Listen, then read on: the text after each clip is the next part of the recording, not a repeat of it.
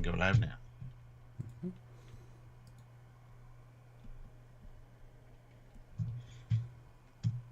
Yeah. We are live. Looks at things. Stuart, you know, I've had such a day. My house has been filled with people. They keep coming to the house. They keep demanding I move the house. It's as if I'm running a hotel. Damn it, Stuart. It's just... And for some reason, all my lights keep turning off. It's very dark in this hotel. Terrible. That was not good. That was bad. But was it Stuart level? That's the question. No, that was bad. The Stuart level bad is good. That's just bad. First poll: is Stuart's dad jokes good? Our first 100% Stuart for no. Oh. That would be shots fired by our audience. In fact, everyone loves your dad jokes. He says because he's. All right. Let's see. We got some super chats, which is great. Let's start off with those. Ozzy Maderas, $2. Watch your head around Wharf. You may lose it. Yeah. True enough. He don't stab all the people. Yes. Captain Esteban. Sorry. Captain Esteban. Sorry. Shaw should never have been given command of a legacy ship. He should be a freighter captain on ships that haul cargo and supplies. 7 out of 10. That's a little harsh. It's extremely harsh. I mean, everyone's got their own opinion on captain. Some people like a perfect captain. And I would have assumed that he'd be more by the book when he left the academy, and his experience as a captain messed him up. But because of experience, you can't really send a peacetime captain to war and expect the best results. But you can send a war, he's probably much nicer at the academy. Speaking of, can you fix my window? I've got some white on this side there, and I don't know why.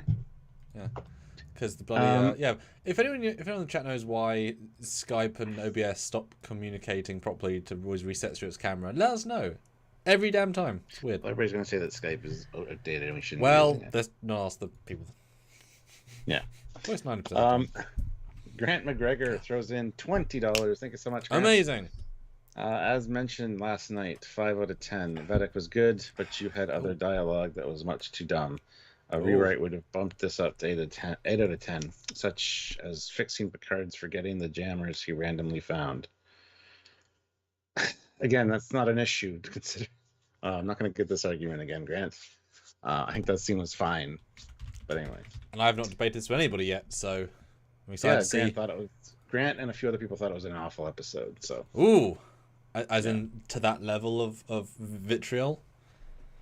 Oh yeah, one guy for sure. I mean, Grant, as bad as season 1 and season 2, because it's definitely better than any of the middle of season 2. Yeah, one guy on my live last night was comparing it to this is new Trek back again. It's absolutely awful. Everything about it is awful. Everything about it, right? Yeah. Dave Moon, though, member for 3 months at the rank of ensign. Welcome. So Christmas. Cool. Rafi plot at the start ruined the pace of episode. Yeah, the whole Rafi thing just always slammed on the brakes for me. So, but they're almost burning through it, so we can move past it. It's kind of how it feels now. Well, that's the thing, that unidentified alien weapon that's loaded in their bay. Yeah. I wonder if that's the quantum tunneling tech weapon. I mean, that's what they're telling us it is, but without the stories are gonna converge at some point. Well, we know that Riker is with Worf at a certain point, who's with Rafi, so I think that's almost too easy. Like it'll help us understand why she's a big threat. What's the deeper plan here? Because to know why they stole a bit of tech, helps understand who they are as antagonists. Yeah. But I have a poll as well, Stuart. Pin pits that people can go and go vote on the poll. Which episode did you enjoy more, episode 1 or episode 2? Wish we had this interesting discussion last year with seasons 2, where both episodes were very different. And a similar debate, very Starfleet first episode, very almost mirror second episode. Personal preference was the answer to that, really. But I'm interested to see what you guys think. And what do you guys think? Throw out, this is my first time discussing with anybody, because I did all work yesterday. Went to see Avatar today. It took my entire day because we had to travel for it. So I spent about 5 hours trying to see Avatar. Because you got to be early for the cinema as well. So I literally woke up, did 1 or 2 emails, got in the car, went to the cinema, came to the cinema, watched this episode, was here with you, Stuart. So I have talked to no one about anything. Yeah. So I see though, Stuart. But all I'm seeing is blue right now, and you're not blue, so I'm very confused. Which tribe do you belong to, Stuart? Are you a water tribe? Are you a forest tribe? Are you a... I'm sure there's more tribes in later films. Which creature do you ride? Are you a land creature? Are you... I don't know. What do you connect with in a vaguely sexual way that's not sexual, but with every creature? I don't know. We'll have to talk about Avatar at some point. Have you seen it? Yes. Good. Anywho, you want to go share this around while I talk to these people? All right. It's like my job, isn't it? Yeah, it kind of is. Hit that like button. 118 of you here, which is awesome. 47 likes, which is also amazing. We want to get those likes up. Let's hit 100 likes right away. If you have not hit like yet, please do so. This will be a good discussion. I, for one, think that this episode is better than episode 1. A lot of people disagree. But we'll get into that, and we want to hear your thoughts on that as well. So please put in your 2 cents, super chat, and like I said, hit that like button. Join the channel. Consider clicking that join button, and at least looking. Hold on a second. And at least looking at the options for membership to the channel. You get to join our fleet and do some really cool things that way and get some cool stuff. So check out the perks and all that kind of stuff. Also, you can head on over to Patreon/Trekyards and help us there as well, which is a little bit better almost, because we get more of the Patreon money than we do of the YouTube money, because YouTube takes more, but then you don't get the cool name highlighted badge beside your name with all the little emoji things for the lives. So it's whatever you guys prefer. But yeah, helping us out in any way would be awesome. And by all means, check out the links down below. There are links to the Teespring and the TeePublic store, where you guys can pick up some really cool Trekyards merch. We want to see you guys wearing it because there's some cool stuff there. We've got a lot of people that worked really hard on that. So if you can help us out with that, that is also amazing. And just join us for our lives. Share the content around. Enjoy the edited content. And anyway, yes. And go vote on the poll. 80 votes already, which is awesome. 121 of you. We should hit 100 votes easily on that as well. And likes. Hit the like button. It's still at 67. It's like not really moving. It's a little thumbs up thing. I don't know if you've seen it before. You click it with your little cursor thing. Or your finger if you're on your phone. Boom. And then it's like, yeah, helps us out. Appreciate it. All right. Let's see. Just wait for Sam to get back here. I'm sharing it. Shaw is definitely Shaw is growing on me. Yeah, I've liked Shaw since episode 1, so I think he's going to be a fantastic captain in the long run. So, yeah. All right, I'm back. Sam is back. Hello. All right, so how's the poll going? I'm interested. 86 votes. Which episode did you enjoy more? Episode 2 has a slight margin, but seems to be dropping by the second. So, Stuart, then. Hi there. Well, hi. We got 2 more super chats. Oh, so that is beyond Chris super. Rains, £5. I say Captain Shaw lost a child at Wolf 359. That would explain his mental issues, why he suddenly accepted Picard's orders, and his hate for the Borg. I think he lost a child. Wolf 359 is a bit of a stretch, because he would have been in his 20s. He would have been not that old. If he was on a ship, if he was on the Constance, which was the ship we saw in the end credits, he would have been a ensign or a lieutenant. And unlikely that a ship with that size would have allowed families aboard. Yeah, like that was a Constellation class. Yeah. Now, wife, yes, wife, brothers, sisters. Then we just got the Cisco. Then we just got Cisco again. We've got a Carol Marcus situation again. I mean, let's not be generous here. If it works, it works. This show is not. This show is keen to. We saw literally a leaving space dock sequence, so they go on a travel pod to it. This season's all about that sort of stuff. But I could see it being like his 2 brothers, his 3 brothers. You know, a lot of family. Maybe he's like. I mean, he could go as far as he was the oldest of 6 brothers, and they all got killed at Wolf 359. It's like sure, but that's Saving Private Ryan. Sweet. Yeah. And then how could you blame him for being pissed at losing your entire family? I mean, I keep saying you're allowed to hate the Borg, not the individual drones, but the Borg themselves. Of course you are. Like, that's okay. You just don't be mean to ex-drones if they're being nice to you. But, you know, it's okay. Ooh, and Laura Rules says, I don't get the praise. I thought both episodes were mediocre. Oh. Depends what you're looking for. Yeah, compared to the other seasons, I don't know. Yes. Sebastian, €5. Better episode. Orf entrance was epic. Villain is epic. Shaw is more likable. Picard's son also great. So 10 stars. I kind of agree with all that. 10 stars, maybe not so much. If that's your 10 out of 10 rating, I don't know. Because whenever you go top marks, you're saying it can't get better than this. I'd be very sad if it can't get better than this. Yeah. You know what I mean? Yeah. Like, there's clearly better things they could do in an episode to be a top 10. But let's do it then. Your thoughts. And obviously, we did our first review, which both had just watched it. You've now had time to mull, think. Thoughts now, my good sir. Episode 2 and how it compares to episode 1. Well, I'm with 52% of the people in the poll, and I think this one was better than episode 1. I really enjoyed it. I was kind of determined not to like Amanda Plummer's character, just based on the trailers. But she's actually won me over already, just with her childlike giddiness, like the chase is on kind of thing. It was quite unnerving a little bit. I thought she did a fantastic job, though. So villain on point. Once Shaw actually gets in the swing of things, I didn't like that he needed to be coaxed by Seven with the whole you can be the hero that saves heroes, or you can be the captain that let 2 legends die. I don't like that he needed that kick in the ass to get going, but once he did, I'm glad he's doing some really good stuff now, especially once he finds out that it's Picard's kid, so to speak, and he really jumps into gear. So loving Shaw even more. Plus, we got some really cool ship stuff: the breaking the tractor beam, the sliding a ship into another ship with that's just great stuff.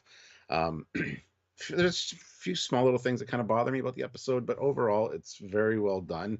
Picard sounds like Picard. The moment between Beverly and Picard at the end was on point. Like, no words needed to be exchanged. It was just a look, you know. I don't know why you're laughing at me, but okay. Jill's comments. Oh, okay. What else?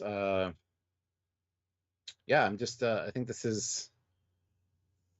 It was a good payoff from episode 1, and then next episode is probably just going to be like Matara type Nebula type deal. But I think this was a fantastically fun episode. The Rafi stuff, yes, it was good on its own, but it really slowed down the pace of all the good stuff that was happening for me. And I hated going into each Rafi scene because I'm like, oh, I got to do this for a minute or two. So I don't want to feel that way when I'm watching something.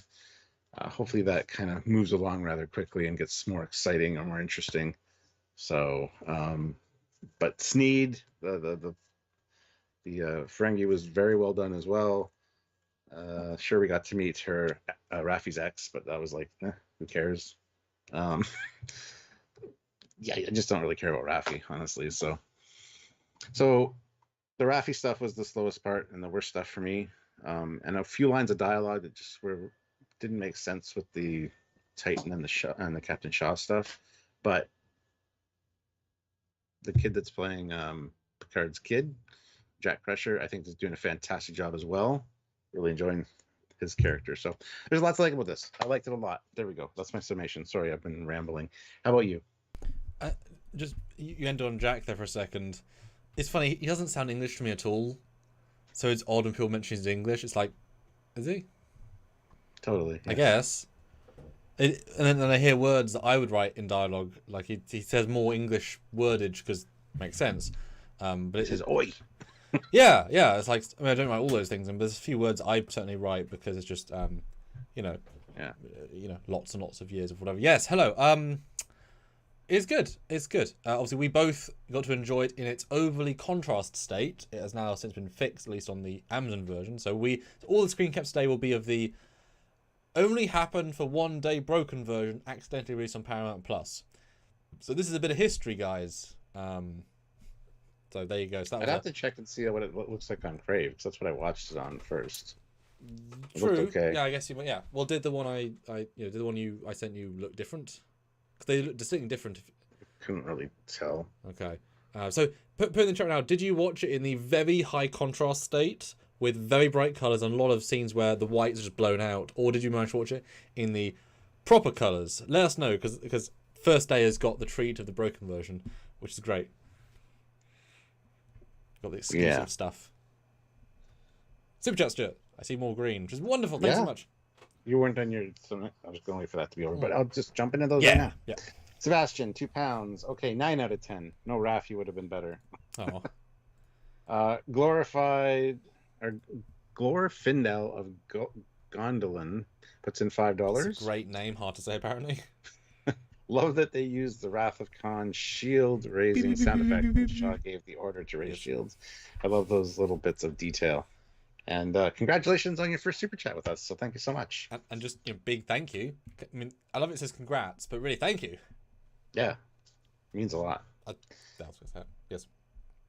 Darth Duck, €5. I can't take Vadic seriously as a villain. She has nothing under control, but acts like she has, while Jack has slipped through her fingers several times. Well, we don't know that he slipped through her fingers several times, first of all. Control? I mean, she has a ship that'll beat the other ship, and there's no issue. Yeah. She could have just unloaded all those weapons and just been done. Yeah. But, nope. My thoughts, though, yes. Good. Still good. Definitely a part 2 to a part 1. I can see these being very much 2 or 3 part stories, because we barely progressed the plot forward. Because it was, if you think about all that happened in the summary, they found the ship from last week. They got aboard the Titan after on the Ilios. They had an hour to talk. They ran away. That's it, right? And I guess Rafi stuff. But very little happened. But it's about setting the stage, which is a big important deal. We had to learn who Vadic was. We had to learn more about the Shaw relationship with Seven. We had to learn about the Rafi stuff. We had to, that stuff was important. So I think as a part 1, part 2, it's a strong movie vibe. But as a two-parter, what I loved from part 1 was the camaraderie with Riker and Picard. There's almost none of that this week. Little bits, but it was a lot less fun, a lot less charming this week. And that, and that's part of what I enjoyed from last week. And also Picard is a lot less of Picard, it felt like, because they had more other stuff to do. I noticed that in the second watch, there's just less of Picard in a lot of scenes. Often a scene of Picard says, "What? You can't do that," and then it's the next scene, because you've got an ensemble cast. It's fine. It's just second time I noticed that. But yeah, Jack, really good job, really engaging character. I like the grey of his entire situation. I feel that you should and can relate to him the entire time, which is nice. It isn't just he's a terrorist or he's a this or he's a that. No, he's yes, in a world outside the Starfleet bubble, getting supplies takes funds, because especially if it's especially stuff that is rare, I like that rationale. Obviously the 3 moments I said in the other review, the 3 best moments for me are, it's not hotel. That's a really funny fun, and Shaw's 3 funny lines. That's the best one for me. Worf's appearance, not the scene itself is okay. It could have been better because she was on drugs. It's it is what it is. But his actual line was just there. He got it, and he hasn't been Worf in a very long time. So that was just bomb there. Can't wait to see more. I hope he gets lots of screen time because he did a very good job. At the end, the unspoken dialogue. Someone said online that Beverly is in this episode for 1 scene with no dialogue, and yet gives us one of the great moments of the episode. It's yes. And as many people have sent me, I don't know if it's intentional, because it's a scene that would happen anyway. But if you look back at TNG's 2nd, 3rd episode, the first time she brings Wesley to the bridge, which is her son, she gives him a look with her son, and then this time same thing happens with a son. So there's a symmetry there that might not be intentional, or might be. So those are 3 really good moments. But I definitely, it feels like a continuation of last week, with not much forward momentum. We knew Worf was the handler, really. We knew Jack was his son, really. We knew Vadic was going to start a space battle, really. We knew Eos was probably going to get destroyed. That's kind of the vibe I got. Well, no, trailers. So no surprises at all, but a nice continuation. I think, like I said, this is a better movie than a 2-part episode, because what happened in them was hugely variable. Next week, though, start fresh, go strong. You've set the chessboard is set, right? Now we can play. Yeah, those are my thoughts.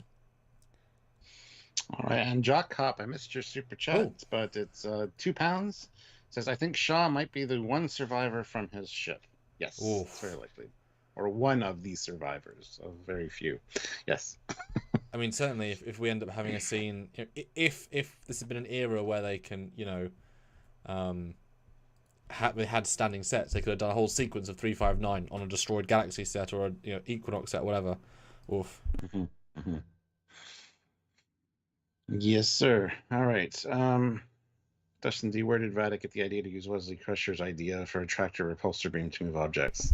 That wouldn't be Wesley's idea. It's just it was also done on Lower Decks like 10 years ago. Yeah, as in and we also talked about it years ago with our battles and stuff. When we speculate on battles, we would do. Honestly, it's an obvious strategy. Yeah, because blunt force trauma is not what the shield's designed for. Therefore, it's the best strategy. Although it didn't do any distinct damage to the ship beyond. Like, they said it did damage, but that's just leading for next episode where things are going to happen. Like, oh no, we've still got damage to Deck 11. It's like, well... Yeah, like puncture Deck 11. How is that even possible? Blunt force trauma. Okay. And Deck 11's also, it didn't hit Deck 11, it hit that secondary hull. Well, some of the debris might have flew off and went under the saucer and smashed Deck 11 or something. Really, though? Yeah. Because later, you see it, later shot of it, you see the ship coming up, the Titan in the foreground, and see debris still behind it. Yeah, but that's like, the top, though. Not the bottom. Doesn't matter. It could bounce off, hit the strut, and bounce into this Deck 11. Like, come on now. I mean, it's one of those, like, pool, sort of like, it's a 1 in a million. Like, if anything, Deck 3 should have been radically damaged. Because they say it basically goes through shields. But the saucer's fine. And it was funny when there's a VFX breakdown poster for that shot, and it's funny to see the sorts of what they had to do. They already destroyed the front of the saucer before it hits, so that the debris can go everywhere. And it's just stuff. I like that because actually building a crumple or destruction mesh is very difficult. But they just built half a mesh, and then there's a nice optical illusion, which is good. Well, Grant McGregor throws in $5. Hey. Says Crusher, looking back at the years of raising her son Wesley, decides to fix her mistakes and raise a kid to understand the inner workings of smuggling. Damn. I mean, very different children. I mean, she certainly learned lessons. I mean, he's definitely not as smart as Wesley. Mm. He got the street smarts of Picard, and Jack must have been smarter. He was a smart friend. Gave Wesley the brain smarts. Yeah. Good Teen Nice House throws in $7 Canadian, so thank you. Yes. Vadic has potential to be the second best female Star Trek villain of all time. Keiko O'Brien is still a lock for first place. Am I right or am I right? Oh, you made me laugh. What a statement, man. What a statement. I never think of them as like lady or men villains. I don't put it up there in terms of villains, but if you subdivide to female villains, that obviously shortens the list substantially. Yeah. I mean, she feels like a Chang on drugs, like chatty drugs, Mm. I don't feel like we've not seen her character before in the universe of film and TV. I think she definitely feels like a Pulp Fiction character a bit, but it's like you hire Will Smith to be Will Smith, like you hire her to be a bit odd, and she plays it very well. I'm actually really hoping that we develop past the villain aspect. I would love to see her beam on to the Titan, have a meeting with them, like throw the energy into a constructive meeting, because at a certain point it'll just become keep firing. It's like, well, okay, but the fact that she's a bounty hunter, at least we think she is, that's super interesting because there's a code in theory, there's rules, there's a reputation, there's a nice depth there that isn't just Revengi for the Ferengi, Wow. All right, Simon Uphill, €5. Thank you. Hey guys, great episode. Loved Worf's intro with hints of TMP era Klingon music. Hints? Yes, that was a nice touch. I mean, throw in your face Klingon theme. Yeah. That's great. Yeah, that was great. That's good. Threefold Path throws in £5. The warping in between the ships reminded me a bit of Lower Decks episode where the Vulcan ship saved the Cerritos. Well, same angle as well, actually. Yeah, that was just such a great shot. Yeah. Such a great moment. And also in terms of piloting, holy shit, LaForge, because that is an insane maneuver that 95% of people wouldn't even try. But we do know she likes to crash things. I mean, we know she likes to get very close to crashing. And it's kind of like in Starship Troopers, Vasquez, is that her name? Yes. Where she pilots insanely well to the point where she risks everything and she does scrap the paint, but she's good in doing it. Like she pushes the bar so far that she is exceptional because she pushes it. I think the Forge is going to be that similar way, because that sort of piloting is insanity. I mean the tractor beam is a couple of kilometers, like 3 lengths of the Titan, if that. Mm-hmm. But I buy it just like it was that fine line. Yeah. All right, well, let's get into it. Yes, I love 2 weeks ago. I thought that was a really good expectation subversion sort of moment, and we get a nice shot of the Cerritos of the Helios words. And again, apologies for the high contrast version. That's just one we have today. I really hope we'll see it in flashbacks to show more of this backstory. We might. Because why not Beverly? I want to see him and Beverly together. You know, you've got a ship, you've got a CG model, you've got all the stuff. I would like to see flashbacks personally. That's just me. Yeah, but he runs into the Fenris Rangers, and he's delivering medical supplies. And they board him, and they check out some of his crates and find illegal Romulan ale. It's a good antiseptic, apparently. I mean, it probably is. He's not lying. He's just having fun with it. Yeah. And they're like, well, is that a bribe? And he's like, no, if I was going to bribe you, I'd bribe you with these. And their weapons. And he goes into the whole thing about the rebellion and, supplying weapons and being a hero. And so the Fenris Ranger guy is like, all right, take this one first. Mm-hmm. And just as they leave, he says, contact the marked lady or the marked woman, whatever, and tell her that we found him. So she's got some pull. It makes the Fenris Rangers look very sketchy, though. I mean, do you have respect for them anyway? No, I never did, but it just makes them feel worse to me. They didn't feel great when 7 was one. It just seemed kind of odd. Now it just feels even worse. Like they can just be bribed easily all the time. So yeah, I mean, if you see the guy's face, he wasn't hired to be the hero character as a character actor, and let's put lots of stabby things on his face, etc. Yeah. And 2 quick notes. First, the Fenris Ranger ships warp in through a planet because the planet is behind them. Just saying, it was a very bad cinematography because it's just off to the left.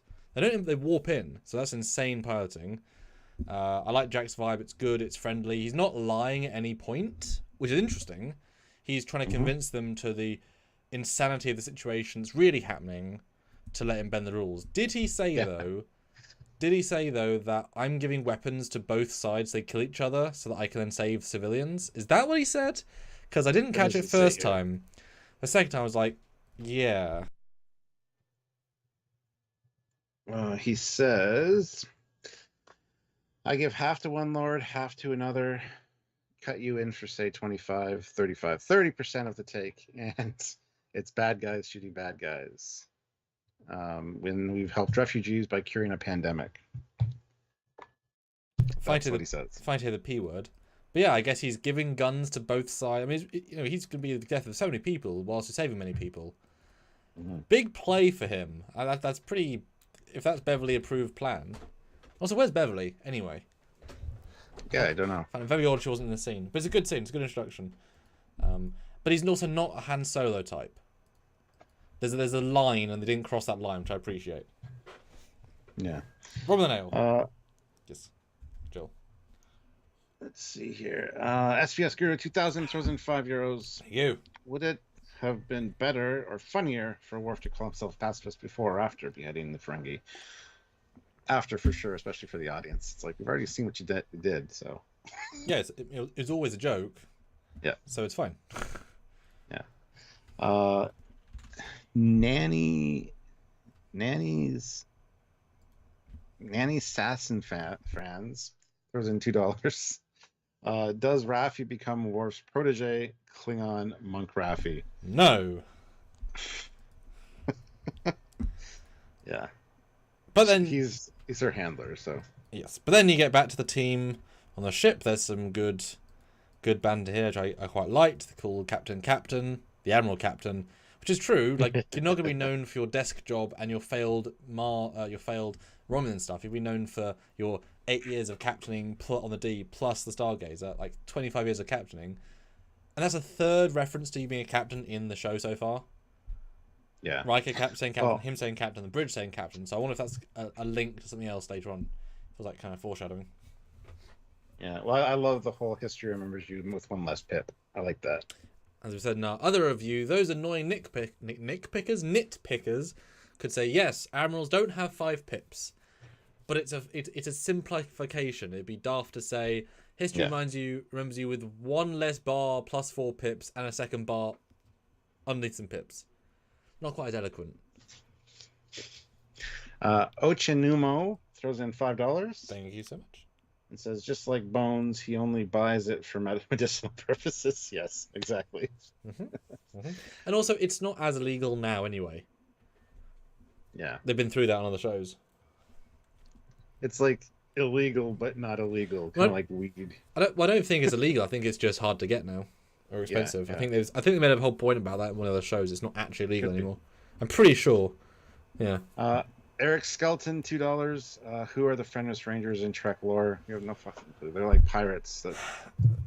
They just made them up for 7 to be a member of them in season 1 of Picard. In essence, they are freedom-fighting rangers is actually a good phraseology. They're there for the systems that Starfleet doesn't patrol very much. They have these tiny, crappy ships, which originally John's line is much better without being symmetrical.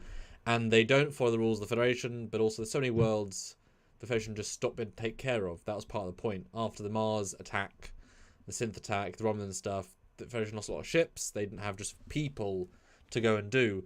And if you bring, after the heavy expansion in the Dominion War of random societies, you've then got these colonies to look after, but you've only got so many ships. And so Seven joined them to try and help bolster will be border guards, basically, but internal borders. Who knows what they do now.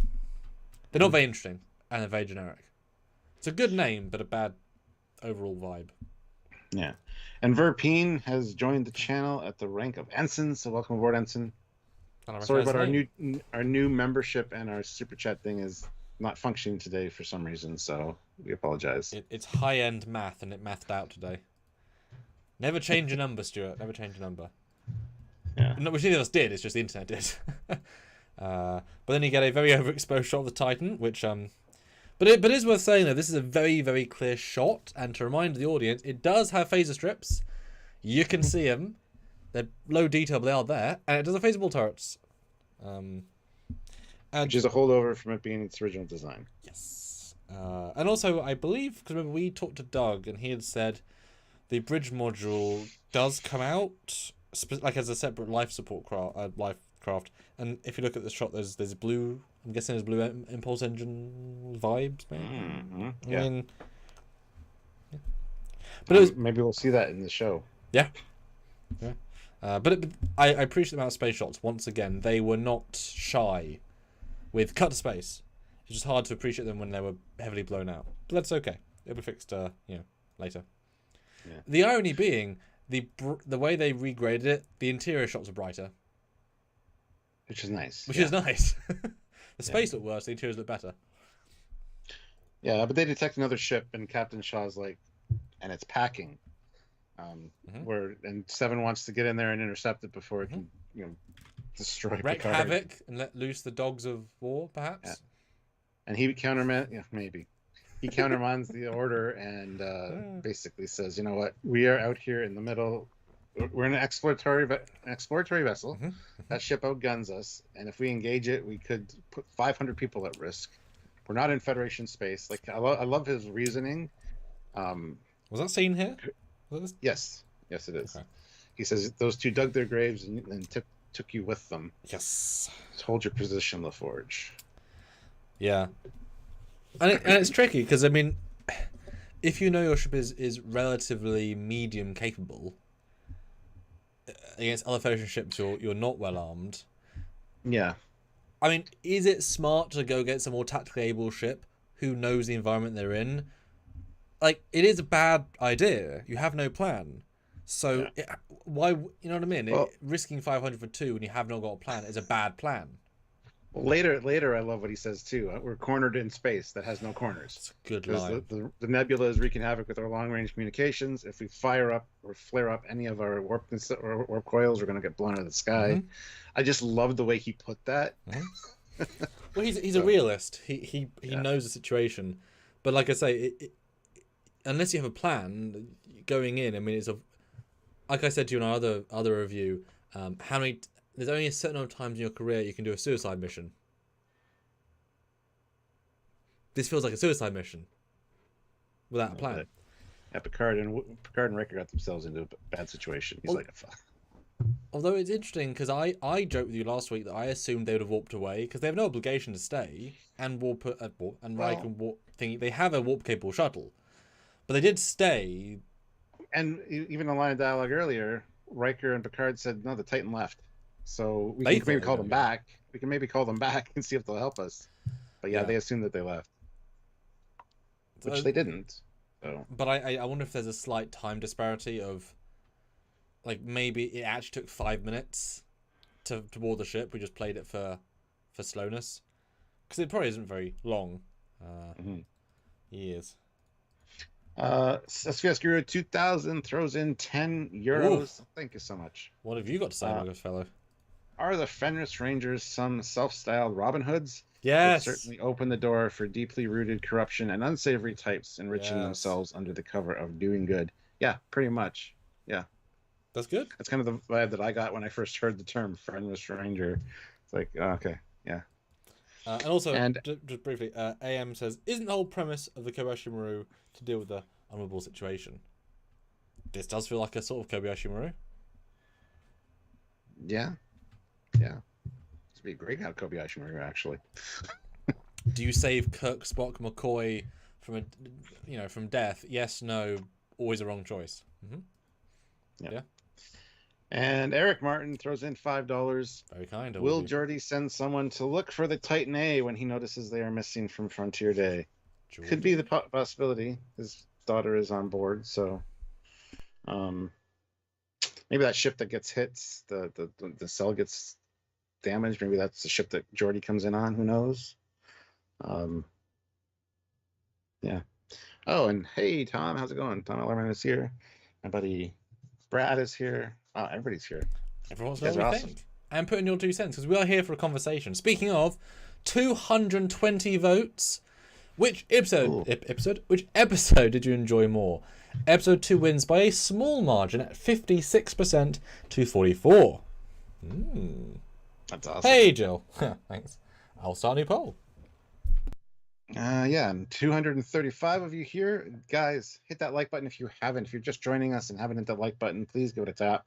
We would like to get to 200 likes. I think we can easily do that. So I'm going to set the goal at 200. Hit it now. But yes, and also consider joining the channel. Some really cool new perks and features. It helps so much, and it's fun to show the ship thing. Yeah, the ship animations and stuff at the end are fun. I mean, do you want me to load up the ship animation briefly?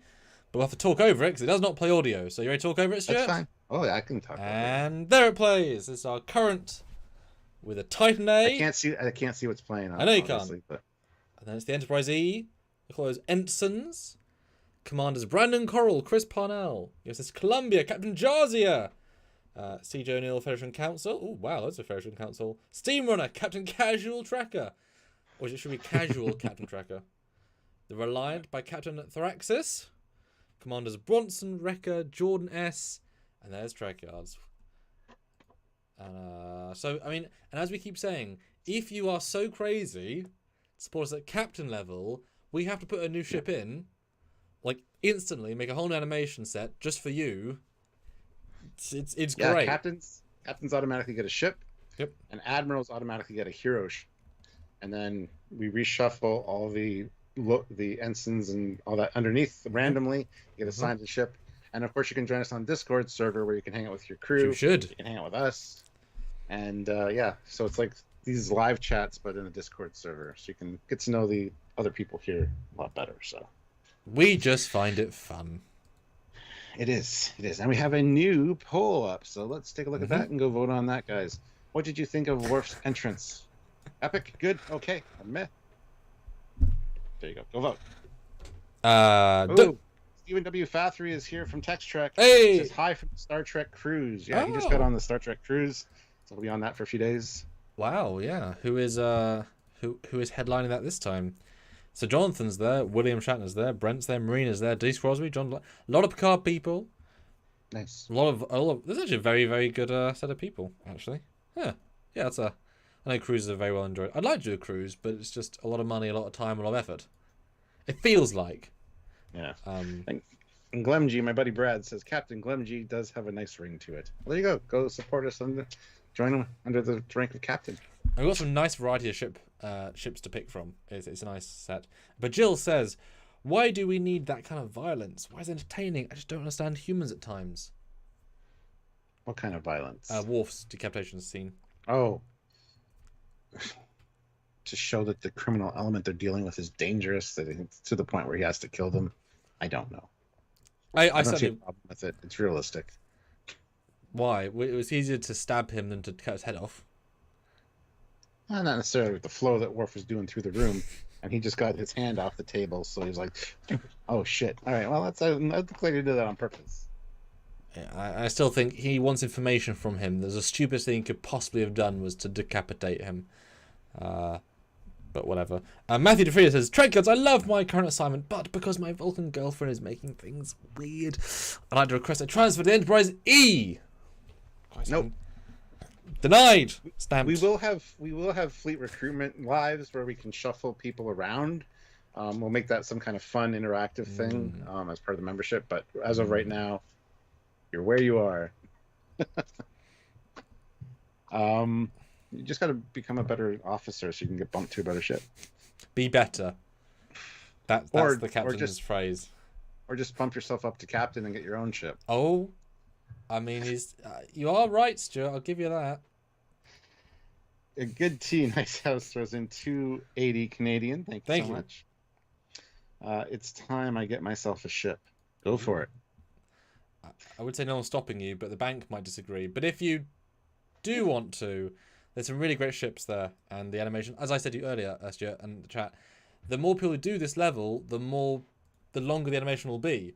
If we amazingly had like 10 captains, there will be 10 ships, 10 times animation length, and I'm absolutely fine with that. Yeah, hold on just 1 second. Yeah.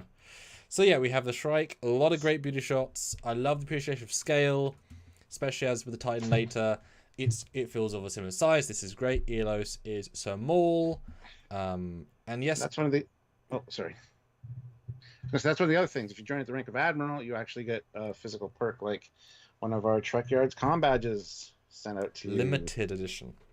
We got a bunch of different styles. So anyway, SPS Guru 2000 has upgraded their membership to captain. So we have a new captain in the fleet, which means we get a new ship at some point soon.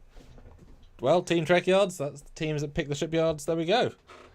Which does mean that everyone's assignments are going to get shifted because now there's another ship in the roster. So epicness. Oh, actually, you don't salute. I just salute that. Yeah, it's just. Yeah. Yeah. I ranked you already. But yeah. All right, let's move on with the reviews. But yes, unknown alien vessel does not match any, which is great. It's a real, not even Riemann or anything. It's brand new. I think the whole Admiral Captain joke.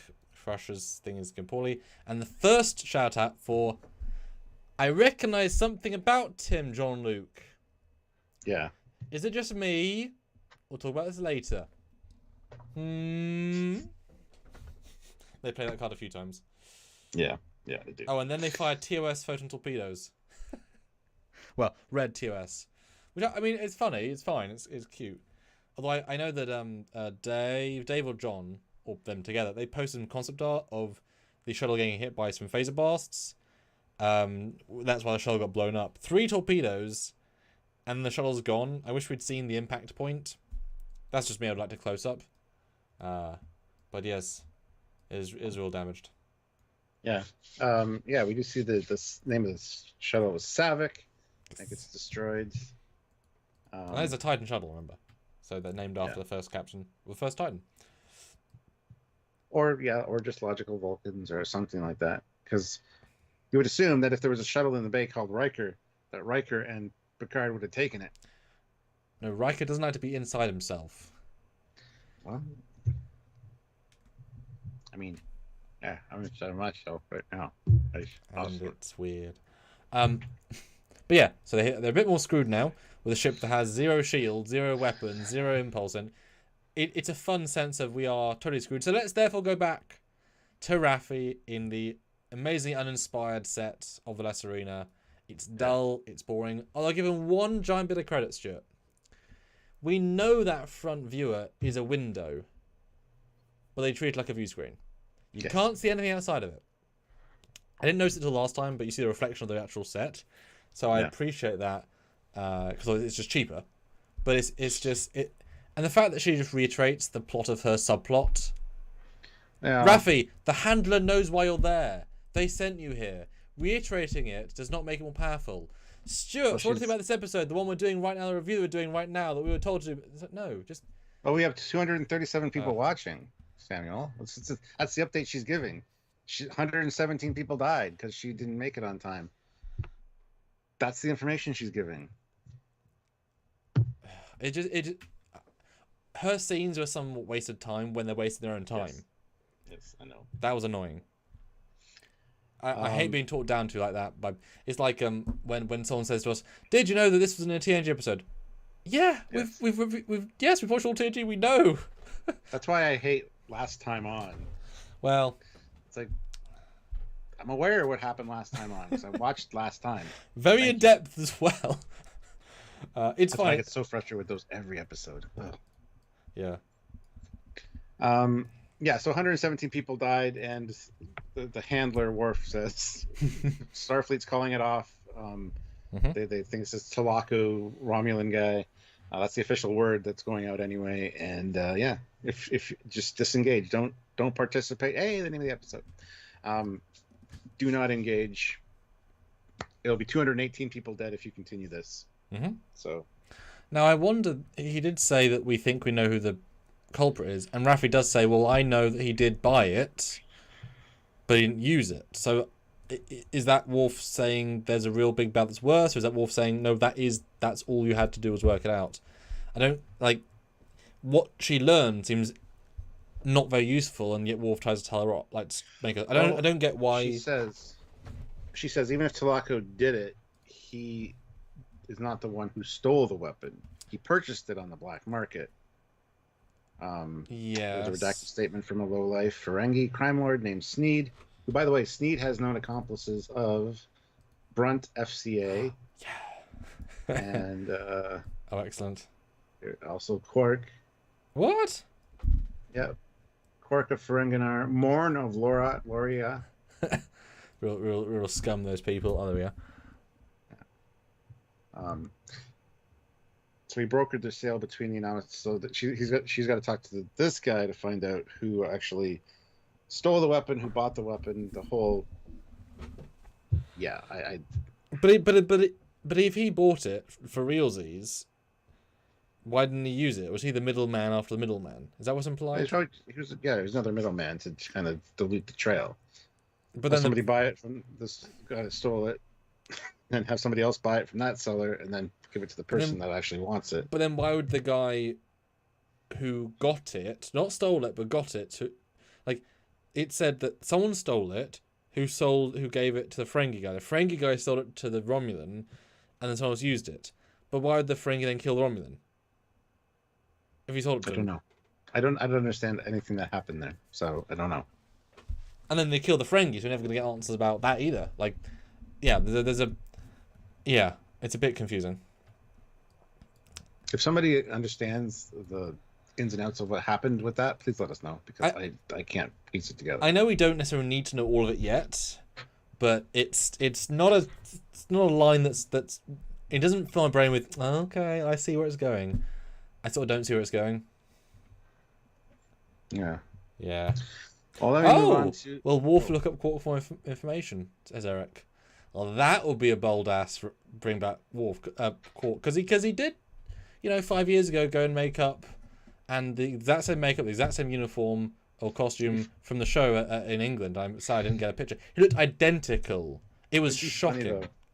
It'd be funny though if Worf goes to Morn for the information, and all you see is like Worf standing there. He turns, and you see Morn, and he turns back towards his drink, and Worf comes out. I got all the information. We still haven't heard Morn talk. Oh, that'd be great. Yeah, I've been there for an hour and a half. Listen to him dribble on unneedlessly to get one little piece of information. That's Morn. He never stops. He never stops. Yeah. Oh, that'd be great. What a cameo, Morn, man. And they've made that creature before for Discovery, so they absolutely could. I'm just saying there is absolutely a very straightforward line to get Quark back in full makeup, costume, prosthetic that he fits into still, at least 5 years ago. So that would be a hell of a thing to bring back. Yeah. And Eric Martin has joined the channel at the rank of captain. So Eric Martin gets his own ship now. Amazing. Thank you so much, Eric. Wow. That is amazing. That's 2 new ships to the fleet. That's what I want to see. That's and a lot of crew reassignment and shuffling. So that's exciting. I'm excited to see what's picked. I get surprised as well. You know, because I submitted a whole lot of stuff, as you know, and it's up to you guys to kind of like, I like being surprised. It's kind of like, oh yeah, that ship. Oh, yeah, that ship. Oh, that's excellent. Wait. At a certain point, do we have enough like a strike team or a rescue fleet? We'll have to. Yeah. That'll be the fleet lives where we talk about the fleet progress and the state of the fleet lives. Yes. Yeah. Love it. All right, so we're back on the Titan A, and Captain Shaw still has a stick up his ass about, did you help them commandeer my shuttle? I'm pretty sure they know where the shuttle bay is. Bullshit. Is that her lying? Does that count as lying? Yeah, it does. Okay. Well, yes and no. I know. She just said that the guy's going to be off duty in exactly 4 minutes. There's going to be a shift change. Exactly 4 minutes. That's all she said. So I kind of assumed that she told the person to go off duty. Was kind of how I took it. Maybe. I just assumed it was just a natural shift rotation. So just happenstance that in 4 minutes. Yeah. Otherwise, that's quite a, she I kind of would liked if she said yes, but yeah. Oh, looks like I missed a super chat. Sorry, Taylor T. Oh. Taylor T threw in $20. Wow. It's a big one to miss, Stuart. My goodness. I know. Loving all the new Trekyards animations and overlays. Keep up the amazing work, gents. Thank you so much, Taylor. We appreciate that. Very much. We are certainly trying. So yeah, this is where he's still got a little bit of a bug up his ass and butt bugs. Oh my god. Anyway, she says, look, you could be the captain you can be the hero that saves 2 heroes, or you can be the captain that lets 2 legends die. You choose. I kind of hate this scene because I wish he would have kicked into gear a little bit earlier. I understand his point of view, though. They are outside Federation space. He is outgunned. He's got 500 people to look after. He's probably got some PTSD from something that happened at Wolf 359. So he's a little hesitant to kind of put himself out there, put his neck out. But still a fantastic scene. I just wish that he'd come to it on his own without the little pep talk from Seven. Yes, and do we read uphill super chat? Where the hell is it? Simon Uphill. Why can't I find €2? Well, he says, how do I find my ship assignment? Oh, he should just said super chat. Yes. Yeah, how do I find my ship assignment? You got to watch our videos. Or go to at the end of every video, there will be the ship fleet. You'll see your name on the plaque. Or head to the Discord, which is information is down when you join, and become part of the Discord server, and then you can see which ship you're on. You can go hang out with your shipmates or other members of the fleet. And Dave asks, what era are the Trekyard ships from? TNG, TOS, Voyager. I haven't got any Stowe or Discovery because I wouldn't make Discovery ones, and Stowe assets aren't the easiest to find. But at some point. Yes. Yeah, all of them right now. So we just kind of get a mixed bag. But I know I like this scene because he wouldn't be saving them. He has no obligation whatsoever. They're adults. Yep. They're older than him. They're both in command. They both had ships. Would you risk your entire crew for people who've actively chosen to do a dangerous thing? If I was captain, I would say take us closer, but don't warp in. Get us to in the sensor range to work out the situation fully. You'd ruin the surprise factor, but you'd be able to better balance risk. But she's basically saying if you don't act and they die, it's on you. If you act and they live, it's on you. It's more a case of do you want them to die? Yeah. So she's lost his hand, and it's relatively aggressive move from her. Yeah. But not in physical, just like, I mean, if they die, that's on you. Like, this is now or never. I wish we knew what he was doing with the maps or whatever. I wish he was like making some kind of plan. Yes. To try to. We don't get a clarification that what he's doing, but he's doing something. So. Yeah, but this battle probably takes under 5 to 7 minutes, so you might just be able to think, honestly. But another space shot with, as you said, Stuart, an Enterprise D looking deflector. I didn't say that. Hold on. Oh. Stop. Everyone else is saying that. Everyone else is saying that. I've seen it multiple times in multiple chats, including ours, and I hate it. But yes, I pointed it out to you. It's secondary hull, galaxy class shaped, but it looks like a Enterprise E deflector inside. There you go. Boom. I didn't say it. I just passed the information along to you. I hate it. It's frustrating that people keep bringing it up. Sorry. Mather de Freitas, when people stop their patronage, do they go on a Starfleet casualty list like Cisco used to look at every week? No, because that would be way too hard for the code to do. But you just won't be on that next week's rotation. It'll just take you out. All right, Eric Skelton, $5. The Enterprise E was reassigned to Starfleet Intelligence, recommissioned, and Worf is in command. That's my bet. Ooh, that would actually line up with the Starfleet logs where it says the final mission of the Enterprise E was classified. Yes and no. I think it'd be a bit too disrespectful to the E as a museum legacy piece, because if it gets destroyed after it's decommissioned. I get the vague logic, but that would be if they were like hurting for ships. Or like I would imagine more if it was taken for one mission, if that was the story, right? If we need to, but not as like a regular thing. But speaking of regular things, we do get a actual view of the entire Elios Bridge, basically, for only a couple of shots. And I'm pretty sure like a living space. Yeah, Bridge is a bit of a stretch, isn't it? And I'm pretty sure it's not Gates McFadden in the pod, because it doesn't like Gates McFadden at all. You're absolutely 1,000% right. I didn't notice that till just now. I mean, at all. You got to zoom in on that for people. Come on now. It's a lady with white hair. I bet it's a set decorator. We got a lot of things to address real quick. Mark Lawrence gifted 5 Trekyards membership. Amazing. So, James Butler, Paul Graham, Taylor T, Alan Parr, and Russ Knuckle Iron Gut. Welcome to the fleet. You are all ensigns now. You'll be in the next batch of animations for videos coming up this week. You will be on the bunk beds. So pick your bunk mate and don't complain about the mattresses. They're the best we wanted to give you. I mean, the best we could do. Yes, that one. Threefold Path, £5. Thank you. Shaw was much better for me this episode. I have no problem with him being by the book, but last week he came across as rude. Hope it stays like this. I'm sure it will. I'm sure it'll just get better and better. Well, he was reactionary. He's allowed to be reactionary. He's had, you would assume, at least 3, 4, 5, 6 days to deal with the what the hell are they doing. But yeah, I would say he wasn't really rude this week, even though Ace Hansen didn't come across anything beyond a word. So I love how she's like, Admiral Picard and Captain Riker are in trouble, and he's like, Commander Hansen. I love that. It's the flex. Yeah, it's the Trump. Gotcha. Dave throws in £2. Thank you. I still think 7 and most people look better in blue. Okay. I look good in blue. Blue. Yeah. But I think red is such a you associate Trek with red. And the irony is, it's a blue super chat with the £2. So you look better in blue. That's what I'm hearing. Yeah. SBS Guru 2000 throws in €5. Thank you. Robert Meyer Burnett implied that the thing on the bottom of the Shrike is some kind of experimental weapon pod. Yes, that would make 100% sense. We all guessed that anyway. Yeah. They also say it. Yes. Something big loaded in the bay. It's unknown or it's also the only thing on the ship that's really noteworthy. It's got points, it's got pincers, it's got a big thing that glows. Hanging off the bottom, Probably a weapons pod. I know what you mean, but it's not subtle. It's not. It's like a half the height of the ship. It's not subtle.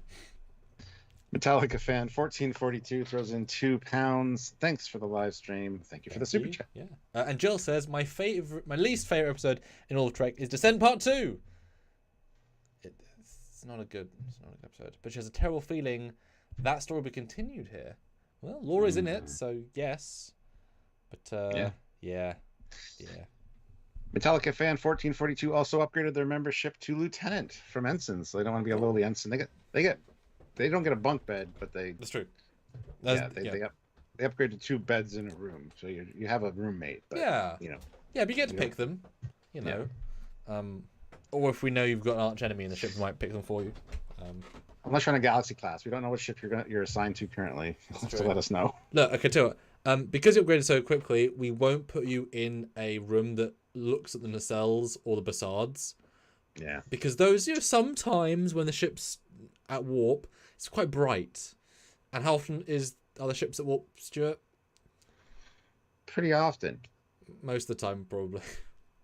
Yeah. You're good. What else is good, Stuart? More super chats. Nope, an ad. Thank you all, and thank you YouTube for an ad. I didn't get the ad thing. Back to you, Stuart. Back to me at the booth. Thank you, Sam. Down. Back to you at the studio. Wait, why hold up to a camera? I don't know. Hologram, $5. Yeah. I'd like red, please. He wants to be command. Yeah, I mean they all look good. SVS Gura 2000, €5. Thank you. I think 7 looked best in her full Borg gear. Ugh, okay. I mean, some people like certain things, Stuart, and now we know. Sure, it's true. The Dark Lord Revan puts in $10. Attention, all hands. The Deck 12 restrooms are not approved for Bolian use. Oh no, what are you implying? But also, the plumbing's been destroyed by the Elios, so number 1 only. Don't do number 2 because we haven't got plumbing. And when you wash your hands in the sonic dryers, only one side works, so you gotta do this. Sorry, yeah. It's not our fault we got hit by a ship. Yeah, and the toilets are also destroyed from Worf and his prune juice. That tends to no, they're stained, mostly stained. Oh, he's using them quite a lot. So, Mark Lawrence, $5. So, did they nerf the Titan, or were the Pakled clump ships not that strong? Different Titan. Yeah, totally different Titan. Yeah, but also, do you really think clump ships are that powerful? I think Mike once said they're like mid-level. That's why they attack mid-level things. Yeah. No to kink shame. Oh, I'm not. I'm just playing. Metallica fan 1442 member for 20 months. Now at the rank of lieutenant. That's such a long time. Thank you. I wish it would tell us how long you were a lieutenant, which is just like 10 seconds. But it just says you've been a lieutenant for 20 months. It's very generous. Thanks. I appreciate not being in the cells. Yep. LOL. I'd love to be on the Neo Constitution class or Sovereign. Well, fate will pick. If you're already an ensign, you're already assigned to a ship, though. So unless you joined today as an ensign. It's true. And Glorfindel of Glordondolin, whatever, $5. I've been watching y'all for a decade. It didn't notify, but I joined up as an ensign. Now let's get out there, hopping galaxies. A decade. A decade. That's scary. Thank you. And of course, Stuart, we'll pimp out our Dreadnought episode, right? Everyone should go watch our Dreadnought episode right after this, right? Which one? The Federation class? Yep. No. Do not watch that one. I was so happy to do that one back then, and I thought it was so damn good, and then I went to watch it 2 days ago. And I'm like, no, that's not. No, we're gonna redo that one. So we're doing.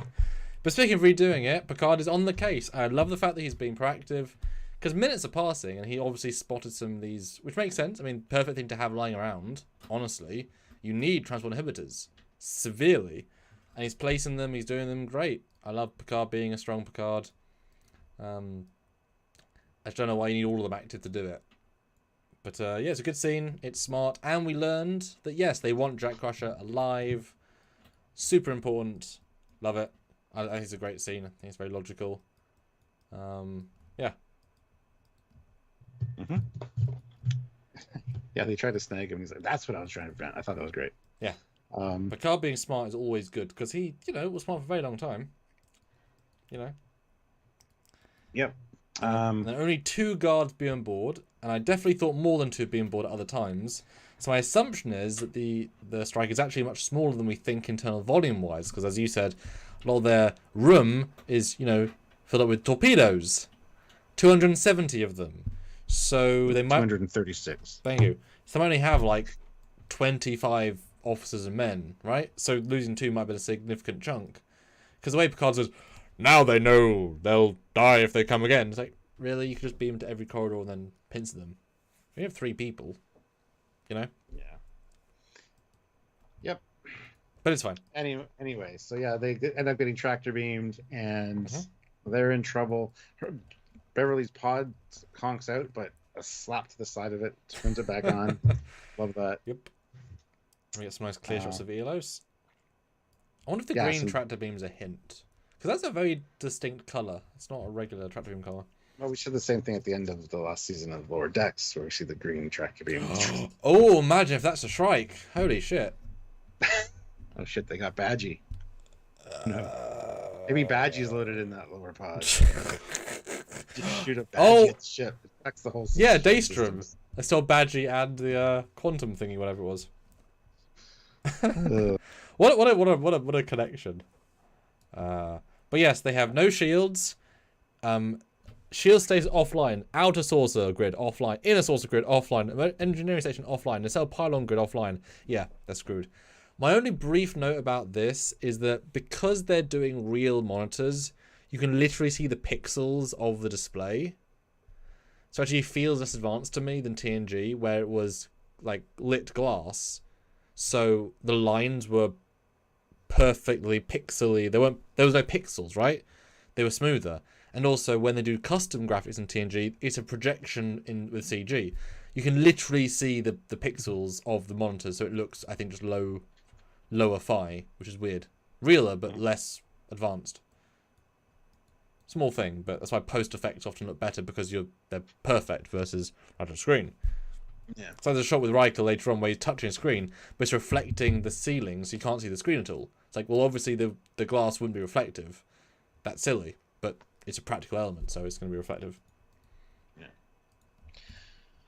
And then the Titan warps in and breaks the tractor beam. Well, but before that, though, also just last thing, Riker jumps back and says, "I'm going to do this repulsor wave," and Jack's like, "We haven't got anything." Literally, yes. We've been barely doing anything for 2 weeks, which like I say, flashbacks. I want to see flashbacks because this is a fun story there, I think. Then the Titan warps in, holy hell, and blocks it. And I mean, talk about hero entrance. Yep. Well, you assume their shields are on, obviously, and breaks the tractor beam. Well, they're not, because they say turn shields on after. No, hold on. They'd have to be on it for this, because first of all, tractor beam would cause stress. Plus, we just warped in, so it would make sense. But anyway, beam those 2 back on board. I'm reading 4 life signs. Bring them all on board. We're basically a hotel now. Fucking great. So yeah, they had to drop the shields for that. You think they'd go right back up as soon as they're beamed aboard, considering everything that's going on. But then, later, Or they could warp out. That would be great too. I mean, they warped in. They could warp out. I'll be okay with that. Yeah. Oh, yeah. They can't beam them out because of the transporter inhibitors. But that's quickly taken care of. That was a nice touch. Yes.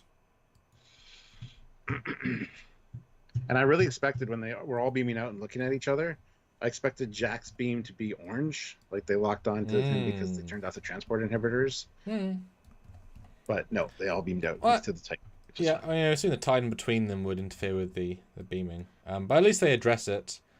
And, these scenes take place over seconds, so I'm okay with them forgetting for a second there's inhibitors. But I would have liked them not to have mentioned it and just shoot them and just skip those, 30 seconds of dialogue and jump in. But I like the fact that also, unnecessarily so, Picard is showing another moment with Jack, being like, "The last time I see him, are you my son?" All beaming. There's extra inference there I like. And yes, the first new transporter room in a while that actually looks like a transporter room. As in, basically it was meant to be. Yeah, exactly. And boy, Shaw is not kidding when it comes to greeting parties. 2 people with phaser rifles. Phaser rifles are in armories. You don't just have them. Everyone has hand phasers. This is... that. Wow, what a welcome. Doesn't like Picard or Riker right now. Yep. Oh, but then we have to slam on the brakes and learn about Rafi's ex-Gabe. This was the biggest pace destroying. And it's a fine scene. They act it well. But I'm 3 years in, and I'm just going to say skip. Yeah. I mean, I somewhat like the choice of, choose my son on the information. But what a dick move for the dad to be. If the son ever says, did mum ever try and reconnect? Yes, but I gave an ultimatum. Either saving lives or you. Dad, what the hell? I thought the same thing. Like, the dad's being a dick. I get she's a terrible mother, a terrible wife. I get she's terrible. But this is a dick move either way. And also, she bumped into her son at the clinic like 2.5 years ago. Yeah, they had to remind us of that, though. But it was ages ago. As if it just happened. This should have been a season 2 scene or a season 1 scene. Moving on. Yeah. Let's just summarize it. It's fine. It was a wasted time and a good episode. Yeah. Yeah. This one in particular. Yeah. Bad of the Titan. Yeah, so the beam was Beverly Wesley? directed to sick bay. Did you say Wesley? I said Beverly. Okay. I correct myself real quick. To sick bay. Because I wondered where the hell was she when they beamed it in the transporter room, but at least they mentioned that right away. That was good writing, that was. Yeah. And I also love when they walk on the bridge and he's like, oh, you boys are in so much trouble. Yep. It's just great. It's like he's not having fun, but he's embracing the stupidity of the situation. Yep. Now, and then Jack could have left. That's what they could have left right now, but he chooses not to. Which is a bold choice. I like how Jack also says, she said to trust nobody, and you basically brought everybody. Good job. Yeah. And Riker just like, can we all just take a breath? Like, we just got back. We can't, though, because Captain! Yes, yes, I should.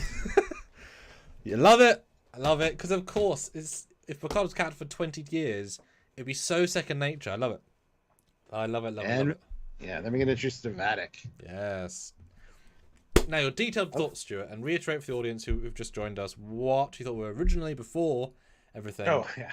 I was so underwhelmed with her in the trailers. I was like, I'm determined not to like her. I didn't like her appearance. She didn't have any vibe to her in the trailers. There was no hints that she was going to be good.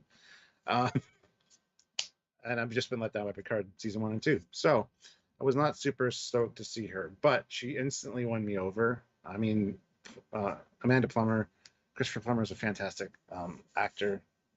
So she's been around fantastic acting her entire life. I don't know her from much. I know her as Honey Bunny in Pulp Fiction, where she's kind of crazy, but anyway, she won me over with this episode, so I'm looking forward to seeing more of her. I will top the poll. We have 275 votes and do another poll about Vadic in a second. So I asked you all wonderful people, what do you think of Worf's entrance? 55% epic, 32% good, 8% okay, and a measly 5% meh. Good job, team. All right, so we're going to get a new poll, but in the meantime, we have 255 of you here, which is amazing, guys. We've had 7 new members during this live, 5 of which were gifted by Mark Lawrence, was one of our Federation Council members, so thank you so much, Mark. But if you want to consider clicking that join button and joining the fleet, we would appreciate that. Also, we're at 201 likes. We just barely scraped over that 200 like mark, but we have 255 of you, so let's try to go for 220 now. It's a more manageable number, and if the amount of people here, there are some people that have not hit that like button, so please do so. We would really appreciate that. And yes, having a great conversation about this one, so keep it coming, guys. We want to hear your thoughts. We got a new poll up. What did you think of Vadic? Really enjoyed her performance. She was okay, or didn't like her. Let us know. Ooh, and look, we had the fleet shots again. Just to remind you. Thank you. I just don't know what's happening at the time. So yes, unfortunately. Yes. So yeah, my thoughts. The trailer did not help her at all. It was just, look, it's Lady who looks like the pawn from Mission Impossible, from Captain Evil, Dr. Evil, Awesome Pals. Yes, in a Chang chair. But I always like a considered. I mean, yes, she's aggressive, but in very tiny bursts of actual aggression. She's very measured, very considered. What really earns her a place in the is that she specifically knows who Shaw is within seconds, and she starts off saying, You are like she almost works out during the call, which is interesting, and also Picard. It doubles down that she's not here for them because of Titan being there is entirely coincidental. There's no whatever. So I love the fact that either she's got a full Starfleet database raring to go, because Shaw's only been on that ship for 5 years. She got a facial recognition on the view screen or something, yeah. Possibly, yes, but the database must be very, very up to date. So is she working on behalf of intelligence, Starfleet intelligence? Does she have a spy? Lots of stuff. That was the extra thing, because you don't just know. Or she's a telepath, maybe. Possibly, maybe. But then she wouldn't have a psych record. Yeah. She have to have she calls him out on it, which is obviously 742 linking. But the calmly considered the fact that she actually drops her shields, which is an insanely ballsy move. I mean, but they're kind of in a parlay moment, so I get it. Like, it shows she has a rule book, a stratagem book, and you do get the sense when she offers a give him over or I kill, she would walk away. She's not going to turn her back at that, whereas Chang would say, F you, I'm going to kill you. Krug would say, F you, I'm going to kill you. She probably wouldn't. So I appreciate that. She is quite Nero-like, but certainly more interesting dialogue, because he didn't say much. So I totally prefer her performance, and moves a lot. She loves her chair. Shows a mental unstableness. Yes. Especially, and she gets so giddy when they just fire and run later. Yeah, that was a bit too much for me, but yeah. I think it's going to play to her character quite a bit. So oh, yeah. It's fine. I really like that part of it, actually. Yeah. I do like what Shaw fires back with, though. I think it's important that you know I was having a nice morning before all of this. Mm-hmm. It's great. Yeah. And then she goes on about a psychological profile with Starfleet. Says, I'm glad that you remained functional. So yeah, something very serious happened. So yes. And then yeah, give me the boy, or I go pew pew. Good. And she mentions Jean-Luc Picard in the synthetic flesh. Mm-hmm. Which shows also I doubt it's public knowledge, so she knows. And then she lights up a cigar. It's not quite as dramatic as an apple. All villains eat apples to be arseholes. Yeah. But yeah. So anyway, she lowers her shields to allow them to see what they're dealing with. And by the way, they still have not put their shields back up to Titan, for the record. But anyway, so we'll just list them off real quick. 40 isolytic burst warheads, 88 plasma torpedoes, 236 photon torpedoes, 18 antimatter missiles, 20 pulse wave emitters, and 30 Series 5 something, but it gets cut off. And then something in the primary bay, tech is unknown. So it's pretty brutal. Yeah, it's slightly killable. Slightly gonna kill you. I think it's fair to say. Yeah. Yeah. Yeah.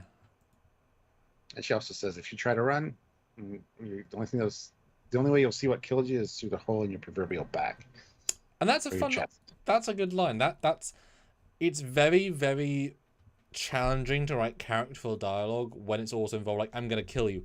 How do you say I'm gonna kill you in a really characterful way? That's a good way of saying it. So I appreciate the nuance there. And then the parting shot of her intentions. That's where we get the ship like slung right into the Titan. And then there's a ship coming at us. Raise shields, by the way. Invasive maneuvers. The shield should have been up again. I'm sorry. I know they put them down to beam them aboard, but as soon as they're aboard, you raise the shields again in this kind of situation. Sorry. That's just bugged me immensely. Because it would be fine if they were like a passive shield, and he said, full almost power to forward shields. Like that line to replace that would have been better. Yes, would be much better. Now it's funny because I absolutely predicted this going in. My brain put 2 and 2 together with the way it hit the Titan. So this, while a cool moment, it felt obvious. I know other people didn't, but as I said to you on our other review, we think about this stuff. So while it was a cool moment, it wasn't my shit moment because, well, of course. But it's still cool. And it's sad because I like the Ilios. And it goes... and also, it's worth noting that Beverly brought a lot of personal belongings onto the Ilios. Yes, she did. Jack Crush's box destroyed. All of Fanny Foe's destroyed. Like all of her orchids. Oh my god, those poor orchids. that's the problem with bringing like reference stuff from TNG and like the direct equivalent. That shit's destroyed now, gone.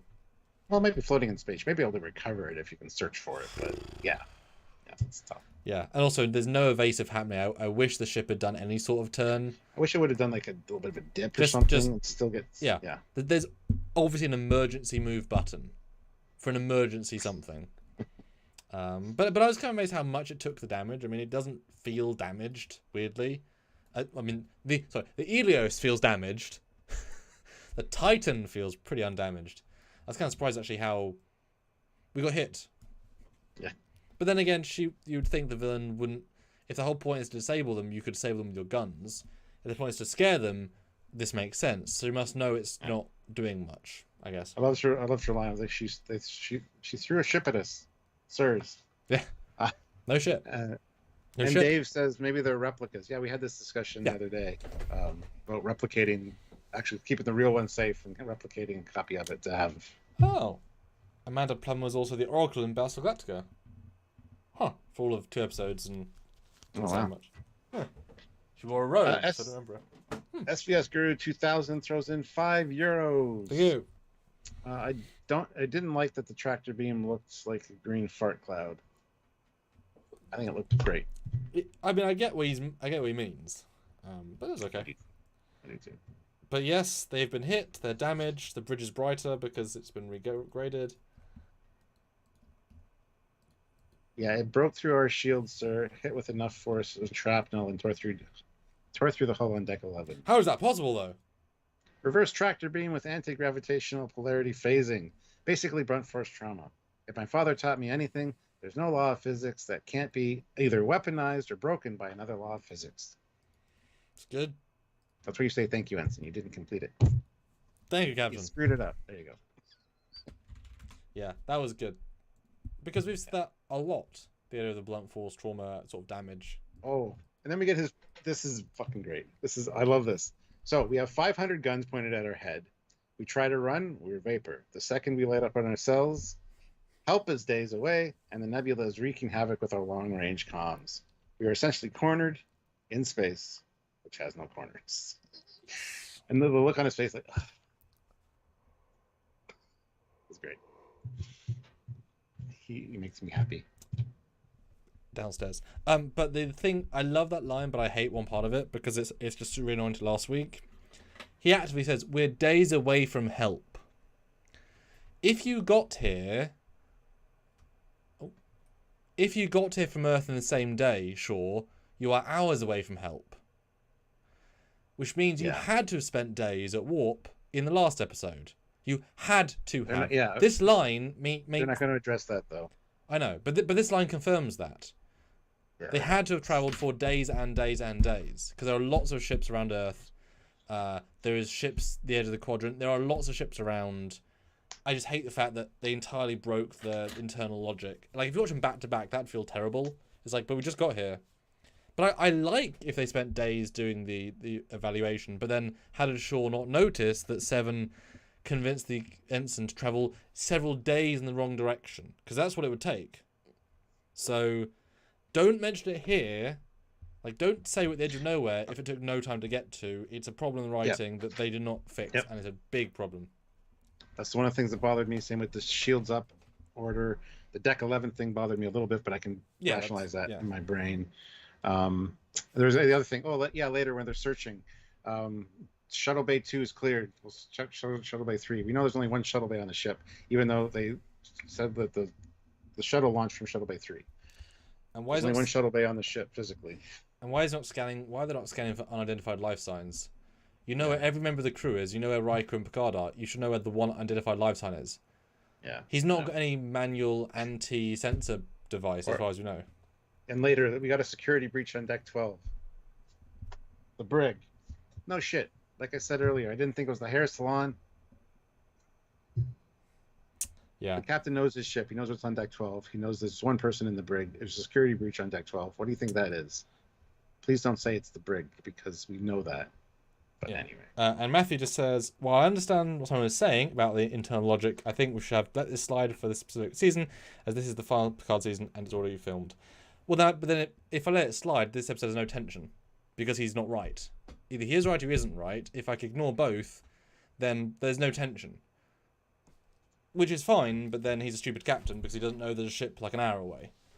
And also, are you going to set it for Discovery as well? Stranger Worlds, just screw it. You know, you can't really pick and choose. Like, it's fine, but when it really doesn't work, you have to say it. You know, It's one thing, they didn't address it last week, but that breaks this week, or vice versa. Let me get the talk with Jack. Do you know Vadic? I don't know who Vadic is. Whatever. Which he doesn't, clearly. Like, that the acting is clear here. He says, maybe low-level bound, like, simple people, not this lady with this ship. Why does she have... Like, he doesn't know, which I like. Then we get the security coming in, take him to the brig, and he introduces him to all of his aliases. Which last one is my personal favorite, Jarlis Carvel. Yeah, that one took a lot of imagination. I still don't know why he said the... Yes. What does that mean? Anybody? I don't know. And this was definitely an interesting moment because the way it's played, if you stop the episode there, that's them saying he's not really Jack Crusher. That's an alias. They're all aliases. This guy could be an imposter who's using the name of the person he's with because he recognizes Picard to force him to save him. As in force Picard to save him, which I like. That's a fun twist. If that was... Because also, it would be the red herring of, oh, he's a son, let's have the internet explode with theories, and then no, it's not. That's a fair thing to do. It's annoying, but it's fair. But... No, that's double unconfirmed later. But it's interesting that was definitely, shown that implied for half a second. Yeah. Yeah. This is also where Seven gets relieved of duties. Should point that out. For insubordination. Yeah. And then actually Captain Shaw gets talked down to by Riker a bit. Sending him over there is like an execution. He's supposed to be taken to trial. That ship is a guillotine, and you know it. It's a good line. It's a very good line. Yeah. And then, of course, he fires back. That you've seen the firepower of that ship. In a dogfight, we will lose. And he says, "Well, yes, okay, you want to talk to Jack Crusher? She gave us an hour. I'll give you half that time to get him ready. Go." I love the way this played back and forth. It is still Captain Shaw's ship, and it's very well done. But the fact is, he does, because these people are in theory going for a court-martial, right? They shouldn't really have authority in the situation. But the fact is, nothing to lose. You got 30 minutes. We got an hour. Give him 30 minutes. Yeah, fine. It's fine. Do it. So I like that. I like his, and also they're very experienced. Yeah, give them 30 minutes. Yeah, it's good. Then we got the turbo lift scene. Are you not seeing what I'm seeing? Oh, even if he is Beverly's son. No, seriously. Are you not seeing what I'm seeing? Just not admitting it. Do the math. I love that scene. That was a great Picard and Riker scene. And Picard's allowed to be very cognitive dissonance. It's okay. Yeah. He was content to die alone, basically, like 6 months ago. Right? And then he maybe has a girlfriend. Or he does have a girlfriend. Okay, but he's not having kids with them. So, life-changing, universe-changing. If the kid will agree to his name is... If he'll become Jack Picard, then you've now got Picard legacy to continue. It's a big deal. And of course, Riker's the only one that could be like, dude, best friend from years ago. You joking? Get serious. It's pretty great. Yeah. It's their best scene. I just wish they had more of them because their chemistry is just electric. But this is great. It's just I wish we had 2 or 3 more of these. And I really wish Patrick's voice was stronger because this scene would have played better if he had his vocal cords intact. But that's just from season 1 to 3. He just has got more old. But it's a good scene otherwise. Yeah, and Jill makes a good point. She says we don't know how many times Seven has been fired. It could be their thing, and it could be with the amount of times they butt heads. It could be like, yeah, you're relieved of duty for insubordination. And then she does something to redeem herself, which she does in this episode. Hey, you might have just earned your post back. I love that. So it could be something like that, but we don't know them well enough yet. Yeah. We get the brig scene and find out he's like a terrorist and all this. And, that's how I know you're lying. Beverly would never do that. Really? How many times you talked to my mother in the last 20 years? He has a counter for everything, and it doesn't feel like said Harrison Ford smug git. It feels like he's like, well, no, look at it properly. You're a rational man. Think about it. And he doesn't deny the terrorist thing, but as we always say, as people always say, you know, terrorist is a side of a coin. Yeah, it depends how you look at it. You know, if the government, certain point of view. Yeah. So I appreciate it, and you know, it's actually a smart scene. And I like the fact this is just a corridor. They've put a new divider on and a new light, but that's clever. Like the way they film it is very good. This I buy entirely as a brig. I mean the chair is on, not so much. That's a weird chair. It's an art installation chair.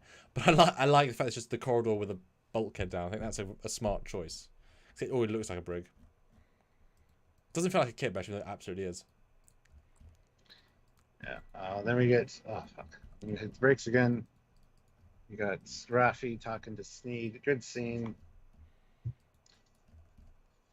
Sneed actors played very well. What bugs me is his head looks too real. Like the way it's obviously he's a Ferengi, but his lobes are a bit too small, and his bumps feel too skin. He doesn't have the lobes for business. Well, he has lobes for crime. Like he just looks too much like a human with some stuff on his head. Versus Quark, it's such a distinct look. Like it's good, but it's too real. It's too, which is a weird complaint. I guess it's too much of his face coming through. I don't know. It just feels too much of human with Ferengi on. He could obviously be half human, half Ferengi. I mean, that's human things. That's absolutely fine. It was good, but I wish he had a bit more of a stronger Ferengi general makeup, a bit. But that's at least we're seeing a real Ferengi. It's just I mean, hey. What's funny though is that Neville Page designed this. He also did the Discovery Ferengi a couple of years ago, and he thought that was a good idea. That makes a bit more sense in terms of it could be a crossbreedy Ferengi, but just do this. It's fine. SVS Guru 2000, €5. There you go. Isn't it great that Picard is finally written like Picard and not like Patrick Stewart? Wow. Yes. Okay, so I don't know if you want to talk too much about this scene, but basically here, you smell like Section 31. Try this. Prove me wrong with this drug. Which she takes.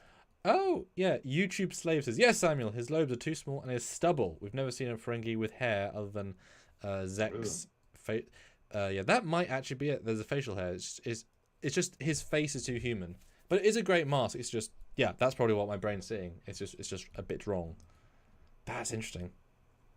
Yeah, wow, yeah, that literally is. Huh. Yeah. Huh. I never noticed it until you just said it, though. But now it's super obvious. Maybe it was subconscious that you noticed it. Yeah. It's a good performance, though. Like, it's not Quark. It's none of it. It's just a... Honestly, I think it could just be a guy talking. Yeah. That's the performance. I wouldn't call it very Ferengi-like. It's just a guy with Ferengi makeup on. I do like the head tattoos, though. Very nice tattoos. Tattoos was a great shout. But also, he shouldn't feel generic. He shouldn't just feel like a Ferengi. This is a unique part. I'm just saying something doesn't quite work. Therefore, Mark Lawrence, I thought the same thing. He had more like female Ferengi ears. Yeah. They looked sort of small, like female ones. Yeah. His head just looks smaller. It's just more human, right? But yeah, good for Rafi for trying to bluff him, I guess. But when you know where the scene goes, it's a bit anticlimactic, I think. At least the Rafi stuff. So we don't know what the plan is really. She takes drugs. Okay, they either will or won't mean the thing later. It's just there's better time to be spent this episode than on this scene. For how long it is. Did you notice the cola was Sluggo Cola? That's good. There's even a crate of Sluggo Cola in the scene. Yeah, not bad. Just compare the other shot scenes. It's just not up to it as much. But then Worf barrels in, kills everybody, including the Ferengi. Like, horrible. I told you not to engage. And his hair actually looks better. It's got some gray in it. It's not as crisp and clean and perfectly white as it is in the promotional stuff. I much prefer this. Yeah, this look is better in many ways. I mean, just the side of the left side, you can see black underneath. The thing for me that makes this better, is his skin tone is all over the place. It looks like real skin. The other one's very like Photoshoppy. His beard and moustache are not connected. Because Worf has never had a full thing. There's always been a wisp, and that separation actually subconsciously is important, and they are disconnected. Boy, that helps.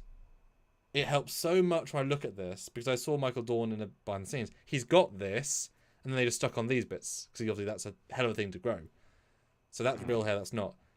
He looks really good here. I really can't fault the look. I hope he's given enough time, because this was very, very good. And yeah, he's way more black haired than he looked in the material. Yeah, really, really good. Ooh, wow, look at that shot of the Titan A.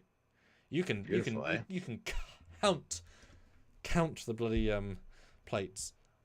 And it's not actually refit plates either. It's more platey. It's a bit more distinct. Huh. Looks really good. And the I noticed the navigation lights on the rear of the nacelles look so like model scale. Like they look, I don't know what it is about them, but they look very realistic.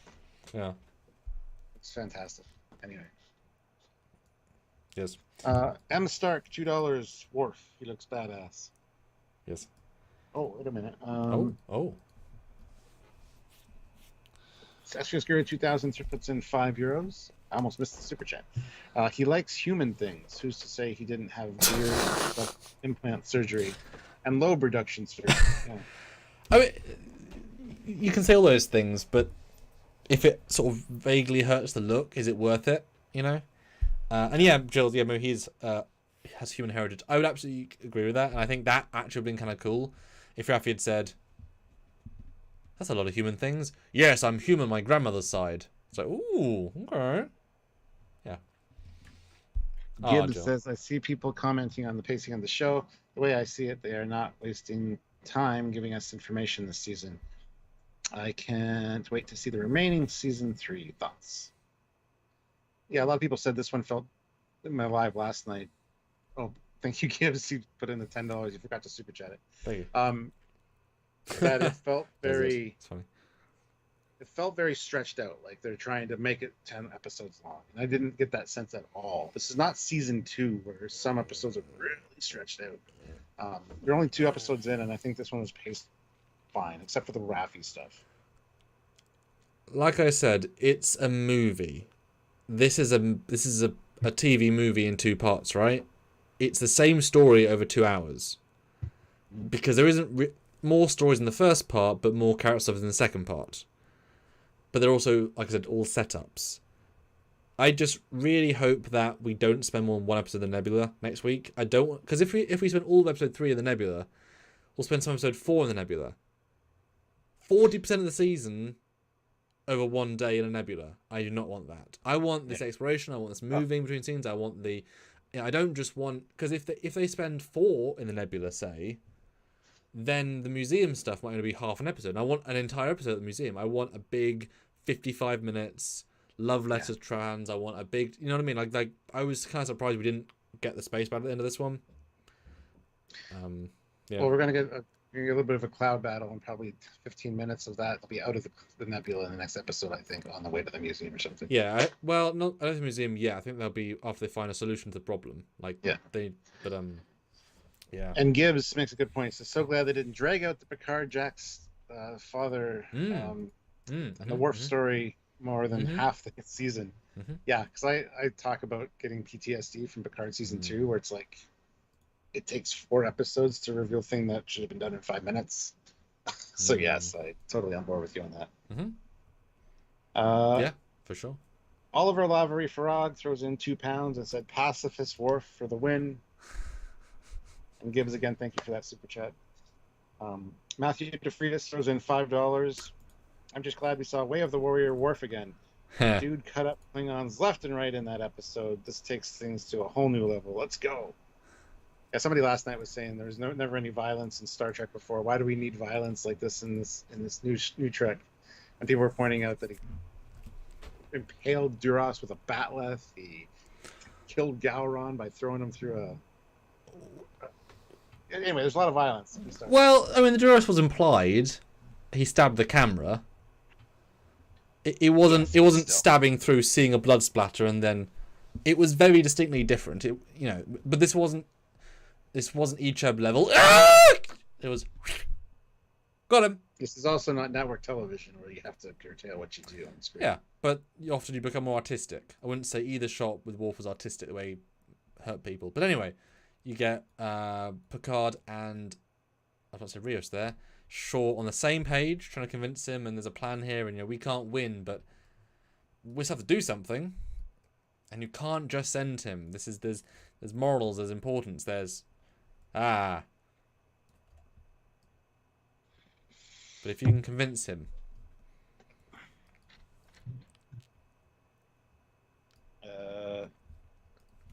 Yes, the course of action. And he talks about saving your ex-girlfriend's kid. Yeah, whatever. What does he say here? Yeah, it's kind of easy to hook yourself to an unconscious woman in a med pod. You don't even know if he's her son. Mm-hmm. Yeah. Which I think Picard takes to heart until the last scene. Yeah, I hate the security officer in the brig, though. You can just tell him it's a Force 10 force field from where I fucking am right now. I don't have to walk up to the thing and be like, stick your tongue out, look it. Like, yeah, and also for the sake of stupid. We've said this about the Discovery cast. How the hell do they get through Starfleet Academy with those skills or personality? Why don't they search their prisoners? This is like a trope in all TV. Just throw the people right in without. You're the device. I'll take it from you. Nope. Don't look at my sleeve. Yeah, it was Yeah. It should have really been like the Klingons in Code of Honor, or the whatever that was called. Like he takes his pin off, he takes his belt buckle off, like he builds something. It would have been smarter than just oh look the thing I have. But no, the officer's annoying because how did he get through Starfleet Academy? He's a dickhead. He's a brute guy dickhead. He's Starfleet. He beat thousands of people to get to the academy. He did several years of the academy to be trained to be part of society. He's then throwing the police officer bad tropes. Just because security, he's bad. He could be a nice, gentle guy who happens to want to help protect people. This guy is not a mean. As in, Jack is not a mean guy. He's a trickster, right? Don't treat him like a. You know what I mean? Like it's entirely the wrong tone. For Starfleet, it's unnecessary. Well, he does look good in uniform. He has really good shoulders. And Colin Somers says, Trekyards, I have not watched number 2 of season 3 of Picard yet. We better stop talking then. Because Colin's here. We're going to just... Stop! Oh, and, yeah. And A.M. Michael Bess says, he's a descendant of the Don't Call Me Tiny guy. That is true. He was also a dick. Yes. Well said. But, yes, 209 votes to my question. What do you think of Vadic? Again, 69% lead, but I really enjoyed her performance. 27% she was okay, and only 6% didn't like her. That's another smashing success for the character. Good job. 291 of you here, 242 likes. That is also pretty amazing. But let's get to 250. Let's get another 8 likes. Let's try to hit that 250 mark. We like 7 new members are in this live, which is amazing. Incredible, Stu. So if you want to click the join button and see what the options are, yes, please consider joining our fleet. And Jill says, prison guards can be meanies, but he's not a prison guard. He's a security officer, does every role on the ship, happens to be assigned to the guard that day. There is no dedicated prison guard officer. It's not like he's it's a prison on a planet where it's always prisoners. There's almost never a prisoner in the brig. Yeah. So he's just general security, does everything. And most of the time, he's just doing average day-to-day stuff with people. Colin, I would think Stranger Worlds. Probably 27 weeks away? Soon. And Jill, yes, I want more Prodigy as well. Prodigy was great. All right, so then we get sickbay. Riker asks how she is. She's stable, she's fine, but she's heavily sedated. And this is the sickbay that we see Lord in later in that one. Yes, but I think this. That was the reason. I think the reason the set. This is 2 sickbays. The difference being the internal chair. Yeah. But anyway, Riker wakes her up, and then we're back on the bridge. We got Picard and Shaw talking.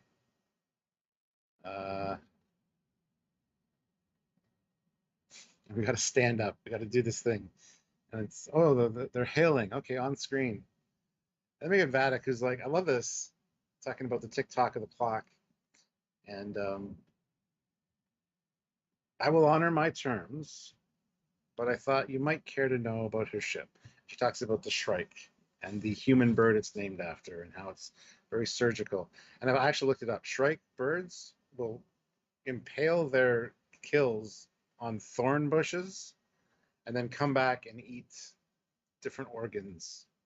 It's very kind of slow and methodical with the way it deals with things. So she's like, so you can either make the decision now or make it, I'll give you the time you need, the time that I said you could have, but it's going to be, you're going to come to the same conclusion that either going to pick you apart then, and you realize, I just love the way she did this. And Shaw's like, great way to stand up, Admiral. Because Picard didn't say anything. But yeah, read the new poll, Stuart, and I'll jump back because you jumped through some stuff. That's okay? I'll just in the next scene. So. Well, read the poll, Stuart. Did you like the Rafi storyline, or could you have skipped it for more Picard type stuff? Yes, liked it. Nah, I could have skipped it. Nah, we got what we got. Let us know. I like the sickbay. I like Riker's vibe here. What's amazing, I like this Doctor from 2 lines dialogue more than most of the secondary cast from Discovery. Do you know what I mean? Yep. She gives off just an interest. I hope she's in it more. And I unlike, we don't know who we barely knew the chief engineer, medical person is. Chief engineer, we don't know. But I like her. I love the fact that we've seen Orion. That's great. Every time we see Orion, they're part of the Federation. I actually quite like the fact that there's these beams that are on the bridge. They've just put a monitor in, and boom, there you go. You've got and obviously he's wearing the Beverly coat. Yeah, I like the Riker thing. If we don't bring her out, we're all going to die. I like that. I like the stuff with Picard. Vadic stuff is good.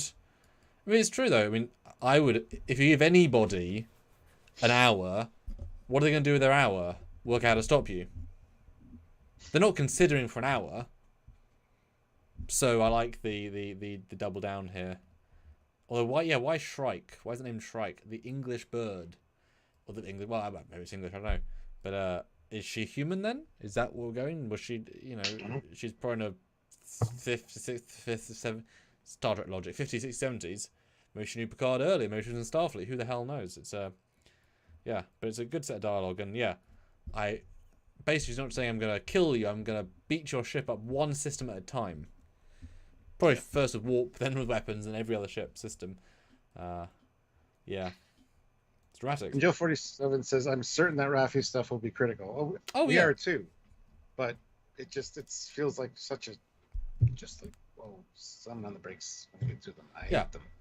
Yeah, it's going to be... Nothing is wasted, absolutely. But if it was half as long... And it just feels distinctly less good compared to the other stuff. Yeah. And that's a problem. Yeah. Mark Lawrence throws in $5. When Shaw took the Kobayashi Maru test, his solution was unique. He was the first one to just turn around and leave. I'm sure lots of people tried that. Carlin, $5. Thank you. New here. Just wanted to say hello and excited to see what you guys put up. Keep up the good work. And that was your first super chat, obviously, because you're new here. So thank you so much. Yeah, make sure you're subscribed and click the notification bell icon, Carlin, so you don't miss. We do a lot of content with Trek-On. So. And speaking of new content, we've been upgrading the channel recently, and this is a fleet video. You can explain it, Stuart, while I play it. What's a fleet video? Well, when you join the channel or go on, you get to select your rank, and you also get to be on one of these ships. You see your name on the plaque there. You get randomly assigned a ship. If you become a captain or an admiral, you get a ship given, like you have a ship under your command in our Trekyards fleet. So just a fun way to interact with you guys and the members of the channel. So yes, consider joining. SVS Guru 2000 throws in €10. Starfleet definitely should think about reintroducing solid prison bars as a backup for when force fields fail. I mean, they haven't replaced all the windows in crew quarters with force fields. That's a good point. Well, yeah, as soon as you build a prison, someone works out a way of getting around it. And it was definitely extremely easy. Yeah. Scotty Bear loves Sweetie Joy. That's in $10. That's a lot. Thanks Just wanted to show some appreciation to you both. Trekyards strikes again. Thank you very much. Well, I think you mean Trekyards strikes again. That was the name of my. That's what I put in the thumbnail for last night's Titan Strikes Back. It's good. That's good. I liked that and smiled on the inside, Stuart. That's good. But yes, and it's action bit of everyone to action stations, and Seven has, I guess, just whatever cause it. F this. I'm doing my job. screw my rank or whatever. And of a crew of 500, you'd assume maybe 100 security, if not 200. I will go to the one transporter room. Is basically what she says. No one follow me or give me support. Although as soon as she walks in, there's 3 people behind her, which could obviously be helping. And she happens to get the one transporter room that he's in. Coincidences. The transporter chief in there is the same guy that gave Riker a look in the corridor. And he gives the damn side look as well. He's always pissed off, this man. Yeah. It just feels a bit odd. I really wish he said, I'm going to check the nearest transporter in Transporter Room 3. But also, you would assume 4 transporter rooms, right? 4 to 6. First place you go. So you'd send 5 officers to each room. Well, she might have been one closest to the brig, though. So that makes sense. Sure, but 5 minutes, right? Because you absolutely need response time. So her being there is just a bit of a coincident kind of thing. It doesn't play amazing. Then we get Picard on the bridge stand. So he's in the transporter room. There's only one place he can beam, and that's over there. He's trying to make the decision for us. But another shoreline. You might just re-earned your commission there. Which is he's not actually he's not against her, guys. Really, really, really. He's just judging her by the rules that he's been set to follow. And that's a genuine line he's saying. So sorry, there's a good line by him. Sorry, bad to Picard. But Picard's logic's a little flawed. Like, yes, he can beam over there. That's fine. Likely the Shrike has its shields up, though. Yeah, he can't beam over there right now. Second of all, we've seen Star Trek before. You can go to a transporter room and transport into a shuttle in the shuttle bay. Ooh, then shuttle 3. Shuttle. Yeah, exactly. So he could be transporting somewhere else in a way to escape and steal a shuttle. So Picard's logic is completely flawed at this point. Yeah. However, we'll go with it. It's fine. Yeah, big old leap of potential. Yeah. But also, the transporter room wouldn't have access to shield control specifically, I wouldn't think. That's a big old system to give them. You'd have to lower your shields, they'd have to lower their shields. Yeah, he can't just beam over. If he stealthed his way in, really stealthed, I could see him being a hack into shields and comm, fine. Yeah. But not at the pace he had. And Picard even says he's trying to save his mother's life, and Shaw's like, "Well, let him go, let him do his thing. Whoever this kid may be, he's not worth the lives of my crew." And nothing is going to change that, Picard. Nothing that will be revealed in the next 40 seconds will change my Beverly. Deus Ex Crusher. I would love to have heard the direction of this scene, because it is minimalist. The performance, the acting, the episode. Nothing is said. Everything is known. Haven't seen each other yet. Because in theory, you could argue that maybe they loved each other in Nemesis after the movie. There's a relationship that could have actually happened even for a little bit of time. And he says with his eyes, "Is he the only question that's important?" She says she doesn't say no, which means a yes. And then Picard jumps from being an academy professor, guardian to, "Right, Admiral, screw this! I'm taking charge! Everybody, shut up! Yeah. Instantly. And Shaw's like, "Why are you doing this?" But he listens. "This is my son." Yes. And then Shaw's like, "Well, god damn it. All right." Yeah, and this is tactical, full powers for forward shields, and he gets right in the mode. So. And this is threefold. One, Picard is now full action mode, and he's fully committed. Love it, beautiful. B, Shaw now agrees with him because he respects Picard. Now feels like a commanding officer versus, "Hello, I'm here to inspection. I'm a crotchety old admiral." Now he's bomb. He respects the authority that he's now presenting, because you trust your leaders, right? That's why he was a good leader, because you trust him. And yeah, 3, Shaw clearly lost somebody. Yeah. And the sun is going to be a massive part to galvanize them as a team. And the fact that he jumps in. And 4th, did Crusher know? because he's obviously hearing the comms. That's why he knows the phaser. Is his face? Well, now everyone knows. Or well, shit, he is my dad. I don't know. We'll find out. I Don't know. probably think she would tell me it was his dad. Otherwise, Jill says, "Why did Shaw obey this order?" And NZ Fade says, "Can a retired admiral take over a ship? Surely not." Well, he's a retired admiral, but he's also the commandant of Starfleet Academy right now. I think he was So he's- reinstated in Stargazer. Specifically, I think it said we're giving you active commission again because, Yeah, like, I'm 90% sure he was given that. even though this is like a couple months after the end of season 2, I don't Yeah. know exactly, but Shaw respects him enough and has seen how this has been laying itself out to the whole once he says, because when an admiral is on the bridge and says, "Admiral's orders, I'm taking over," everybody on the bridge is going to be like, "Okay, I guess so. Okay, yeah." So Shaw is kind of like, "Give me a reason for this." "Oh, he's your kid. All right, now I'm on board." Mm-hmm. So it's not like Shaw was following his orders. Now he's just like, "Okay, I understand exactly what's going on." Well, also the puzzle pieces. Also, there's a plan. Like, there's now a unified front. No, it's good. The whole bridge galvanizes for a second into a suicide mission, and that is a moment for sure, because he could easily say, "Shut the hell up, Mhm. you're gonna kill my crew." That's really ballsy of him. That's a lot of courage of character to say, "I'll trust this guy," because he's like, "We're gonna lose this." It's like, we'll find out. Fire your torpedo tube. Because you got no. And NZ confidence. Fade says, "Doesn't make sense because then the captain would have followed his orders at the dinner instead of Seven disobeying the order." No, because he, as the actor put it, Shaw's a good man and he'll do what's right if he's given all the information. These sketchy bastards come on last minute with this inspection. He knows something's up. Then they ask him to change course. He's like, no, I don't. Something weird going on here. So I love the way it played out. So NZ Fate, I totally disagree with you, unfortunately. Yeah, and in theory, days have passed, and Yeah. information's been had, and he's got to see Picard a little bit. And Desert Rat says, countermanding a captain on his own bridge. Picard is officially a badmiral now. He was last week after they stole the shuttle. Yeah.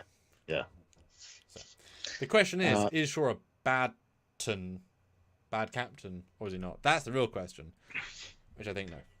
Eric Martin, $5. Don't they realize as soon as Assume? she has Jack, No, sorry. she will destroy the Titan A anyway? No, she said she gave her word. Yeah, I don't think she would, unless they fired I don't think first, she would've. which they did. Now, she's Now it's on. yeah now. And people are like, why did they fire when nobody gave the order? When Shaw sits down, he says, "Stand by to execute my commands," and he taps stuff into his keypad on his. Yeah, then Picard says engage. Like there's. And yeah, whatever happens next, Admiral, that's on you. And I love the hand pat, the hand on the shoulder. It's like, oh yeah, beautiful scene.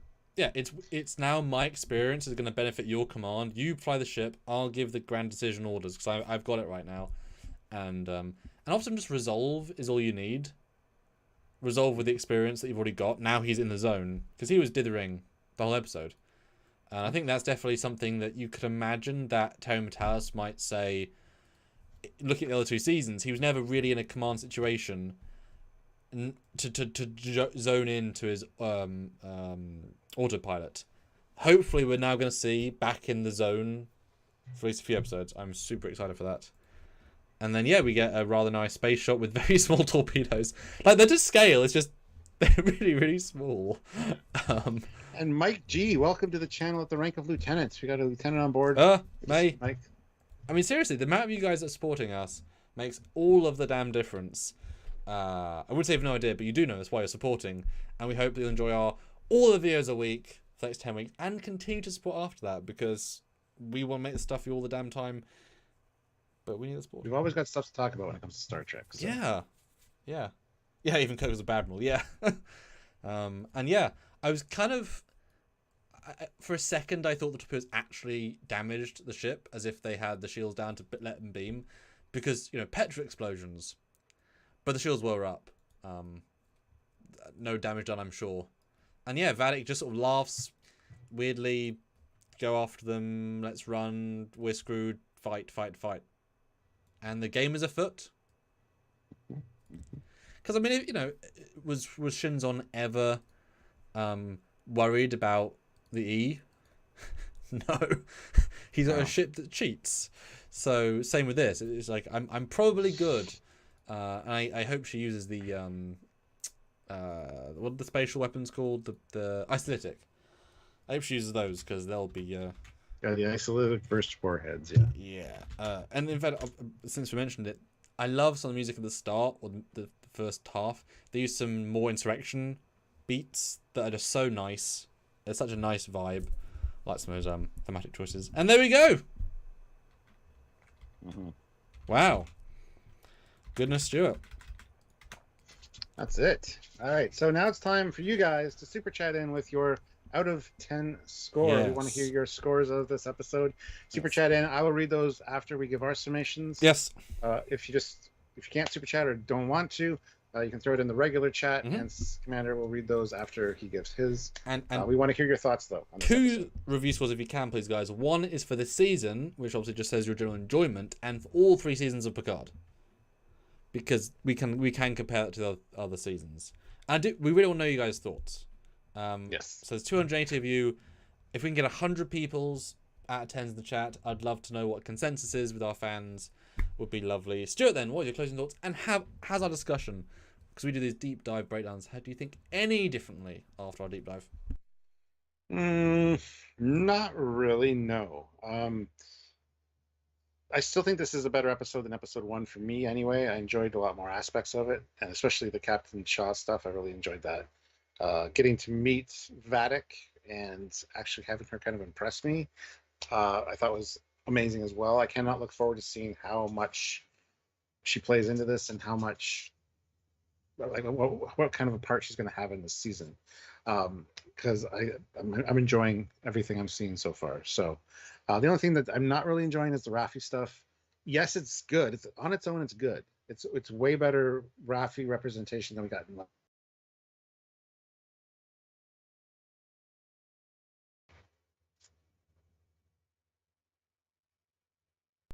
Hi. Sorry, you weren't moving, so I thought that it was frozen. Right. Hi, Stuart. Rafi's much better this season, but I still don't care for her scenes. It's really just it's too slow, and the action on the Titan and everything that's going on there, I was really into, and it just every time we hit that, it kind of just throws me out of it. Seeing Worf come in was great. Can't wait to hear more from him. I can't wait till we get everybody together in the same room from TNG. That's like what's leading up to, and I hope it's not too long. I hope it's sooner than later. Wait, do you hope it's sooner rather than later? No, I don't want it soon. I don't want it soon at all. You be quiet, you. Shush. Yeah. But the breaking the tractor beam, the throwing the Helios into the Titan, some really cool stuff there. Plus seeing the Titan just disappear into that nebula, just the cloud effect was very cool as well. Yeah, the next episode is probably going to be a lot of Mutara Nebula kind of stuff, but that's fine.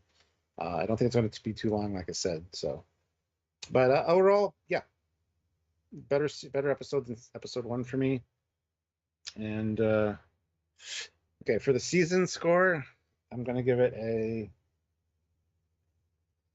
Oh Jesus, I think I scored last one pretty high. All right, I did enjoy this quite a bit. Just the caveats on it. I give it a 9.4 for the season. For all of Picard, this is a 9.8. This is better than a lot of stuff that came before. Well, that's the best episode of Picard for you. You didn't give the other ones 9.8. For the whole show? Yeah, you series? did. Yeah, you never. Nepenthe wasn't 9.8. And neither was the Stargazer. So this is your best episode by that metric. I mean, you're fine to keep to that. I'm just saying that's your highest score. Sure. Okay. Wow. Cool. I might have to tweak that because that does seem kind of high. But I don't know. That's what I just have in my gut right now. So. Well, we always do this, as you know, Stuart, because you've done a few of them with me. Our retrospective at the end of the season, we're going to rewatch and we can rescore based on knowing the entire season, and we'll see. So you might end up saying, "What? It's like a 9.12." Or 9.9. Who knows? Well, Tertiary says scores are skewed from consuming garbage for years. I know we're judging it on Picard's scale. Well, yeah, enjoyment and appreciation of a bit of TV, and then to Picard. Yes. Yes. The next one's called Nebula. Yeah, but as long as they're out by the end of the Nebula. Okay, cool. Guys, scores. Throw them in. We'd love to hear. No. Okay, my closing thoughts. Good, not amazing. Definitely a setup episode, part 2 of the other one. It's got some really strong lines, but as with part 1, if the Stargazer was better lit and more colourful, the general scenes would be better, like with the less arena. Last episode had more variety of sets, so it felt more vibrant. This one was almost all Stargazer. Freudian slip. Not Defiant. Titan. But, like the new bridge, the 3 new sets, they were good. Crush was great. All the character stuff's good. And the end promises more, but I don't feel like I'm going to be swindled out of it. I think we're going to get some really strong Picard and Shaw togetherness next episode. Riker, I can see disappearing a bit into the background, because we don't know what purpose he'd have, except I guess look after Crusher, but I guess he's in theory served his plot purpose. We'll see. Scores for me this season. Obviously, I have, unlike you, so I actually have the score in front of me. This season, I'm going to give it a 8.2. All of Picard, I'm going to give it a 8.9. Because it's better than almost everything for both seasons, but Nepenthe and Stargazer and the good ones are better for sure. But 9.8, 8.8. But yeah, in the 8s, it doesn't do too many amazing things, but it does most of the good stuff well.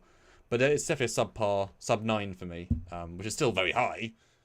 But yeah, definitely I preferred last week's a decent amount more. It was more fun, it was more creative, it was more flowing. But that's just me. But yeah, still strong. Just, it's got a high bar now to go against. And that's good, Yes. All right, let's see what you guys are saying. In the Super Chats, we got Metallica Fan 1442 with £2. 8 out of 10 this season. 9 out of 10 for all of Picard. Yep. Threefold Path, £5. 8 out of 10 for me. First episode had strong legacy characters. This episode was good for few characters, example Jack and Shaw. Second best episode of Picard overall. And no one special, or number one special. Member for 28 months at the rank of ensign. Great to see you live. Been a while for me. Yeah, we have not seen you in a while. I mean, we haven't gone anywhere. That's great to see you live is like we've been gone for like a year and a half. We've been doing our job still. Every week. Every week. But good. Welcome back. It's good to see you again. So that's it for the Super Chat scores. Let's see what everybody else is saying. All right. Species, and let's see where they fall on our scales. Because normally we undervote. You guys tend to like it a bit more than we do because we're a bit more critical. Species, 8 out of 10. Stanley's, 7 out of 10. The very cool name, 8 out of 10. Vad, 7 out of 10. Joseph, 8 out of 10. Tribolobite, 7 out of 10. Species, 8 out of 10 for season 3. 11 for all other seasons. 7 out of 10. 7.5. Richard, 9.7. Jill says it's not comparable to the other 2 seasons, but 7 out of 10. 7 out of 10. 8 out of 10. 10 out of 10 Aussie. 8.8 and 8.8 respectively. 7 out of 10 for Marco. 6.5 for Dave. He did not enjoy it that much. David, 8 out of 10. Rob, 8 out of 10. Plot is moving along, and the mystery box items are beginning to resolve quickly. Rafi stuff is still slower, and outside of Worf, it's just not very interesting. Shaw is coming along, and Vadic was good. And Nathaniel, 8.5. Chuck, 9. Brett, 8.2. Tertiary, 6.5. Also dislike there. Curtis, 7. 9 for the series. Charlene, 8 out of 10. Merlost, 8.9. Alan Parr, 8.4. Michael, 8 out of 10. Colin, 9. Junkman, 8. Tertiary, 9 out of 10. Captain Casey Stewart, 8.3. Method Frida's, 9 out of 10. Chris, 8.5. Bala, 9 out of 10 for this season, and then various scores for other ones being a lot lower. Colin says 9 out of 10. Carlos, 7. Raj, it's a 9 out of 10. Thomas, 9. Bradley, 7. So yeah, most people a bit lower. Most people think between 7 and 8 seems to be the 7 to 8, low 9. So we're both a bit high for once. Interesting. this might go down in retrospect. We'll see. Yeah, I think it probably will, actually. Okay, interesting. Because I know the museum one, if it's done well, it's going to be a much higher score for me. So. Yep. And there isn't much further to go, so. Yeah. Cool. Anyway, guys, so it looks like Threefold Path has the last super chat as of right now. But if anybody wants to get the last word in as far as super chat goes, now's the time to do so. I mean, of course, hit that like button. $3 from a rounding up number. I mean, yes, easy ask. Yep. And I'll finish our poll as well, Stuart, with 189 votes for you to do the closing out. Did you actually like the Rafi storyline, or could have been skipped for more of Picard Titan stuff? Yes, I liked it. 24%.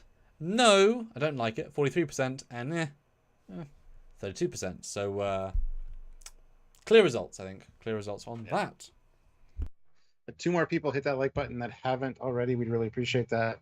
And everyone that is here, all 234 of you, please make sure you are subscribed so you don't miss any content or conversations, discussions like this. We really want to hear you guys' thoughts and be part of the community. Also be part of our fleet if you're able to. So, want to play the fleet video again?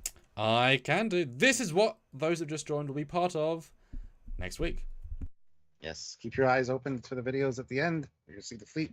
You'll find your name and let's see what ship you're serving on. Please join our Discord server, which is the official Trekyards fleet server, where you can hang out with your crew, hang out with the other people in the chat here, and us as well. So lots of cool stuff over there, schedules as to what's coming up, things like that. So it's a good place to be and hang out. So, and we love you all. Yes, we do. We're big fans of you all. And currently I am probably doing it live on Sunday. Talk about Picard as well. More of a general chit chat. But we'll see how my day goes. That is the plan, is to have a plan, Stuart. More of a chill thing. Excellent. Well, I don't know if we're going to another super chat, so we'll close it out there. Thank you so much for watching, guys. Please have yourselves a good weekend, and we will see you next week with a lot of edited content and lives as well. So, yeah. Until then, he is Commander Cockings. He is Captain Foley. See you next time. Bye, everybody.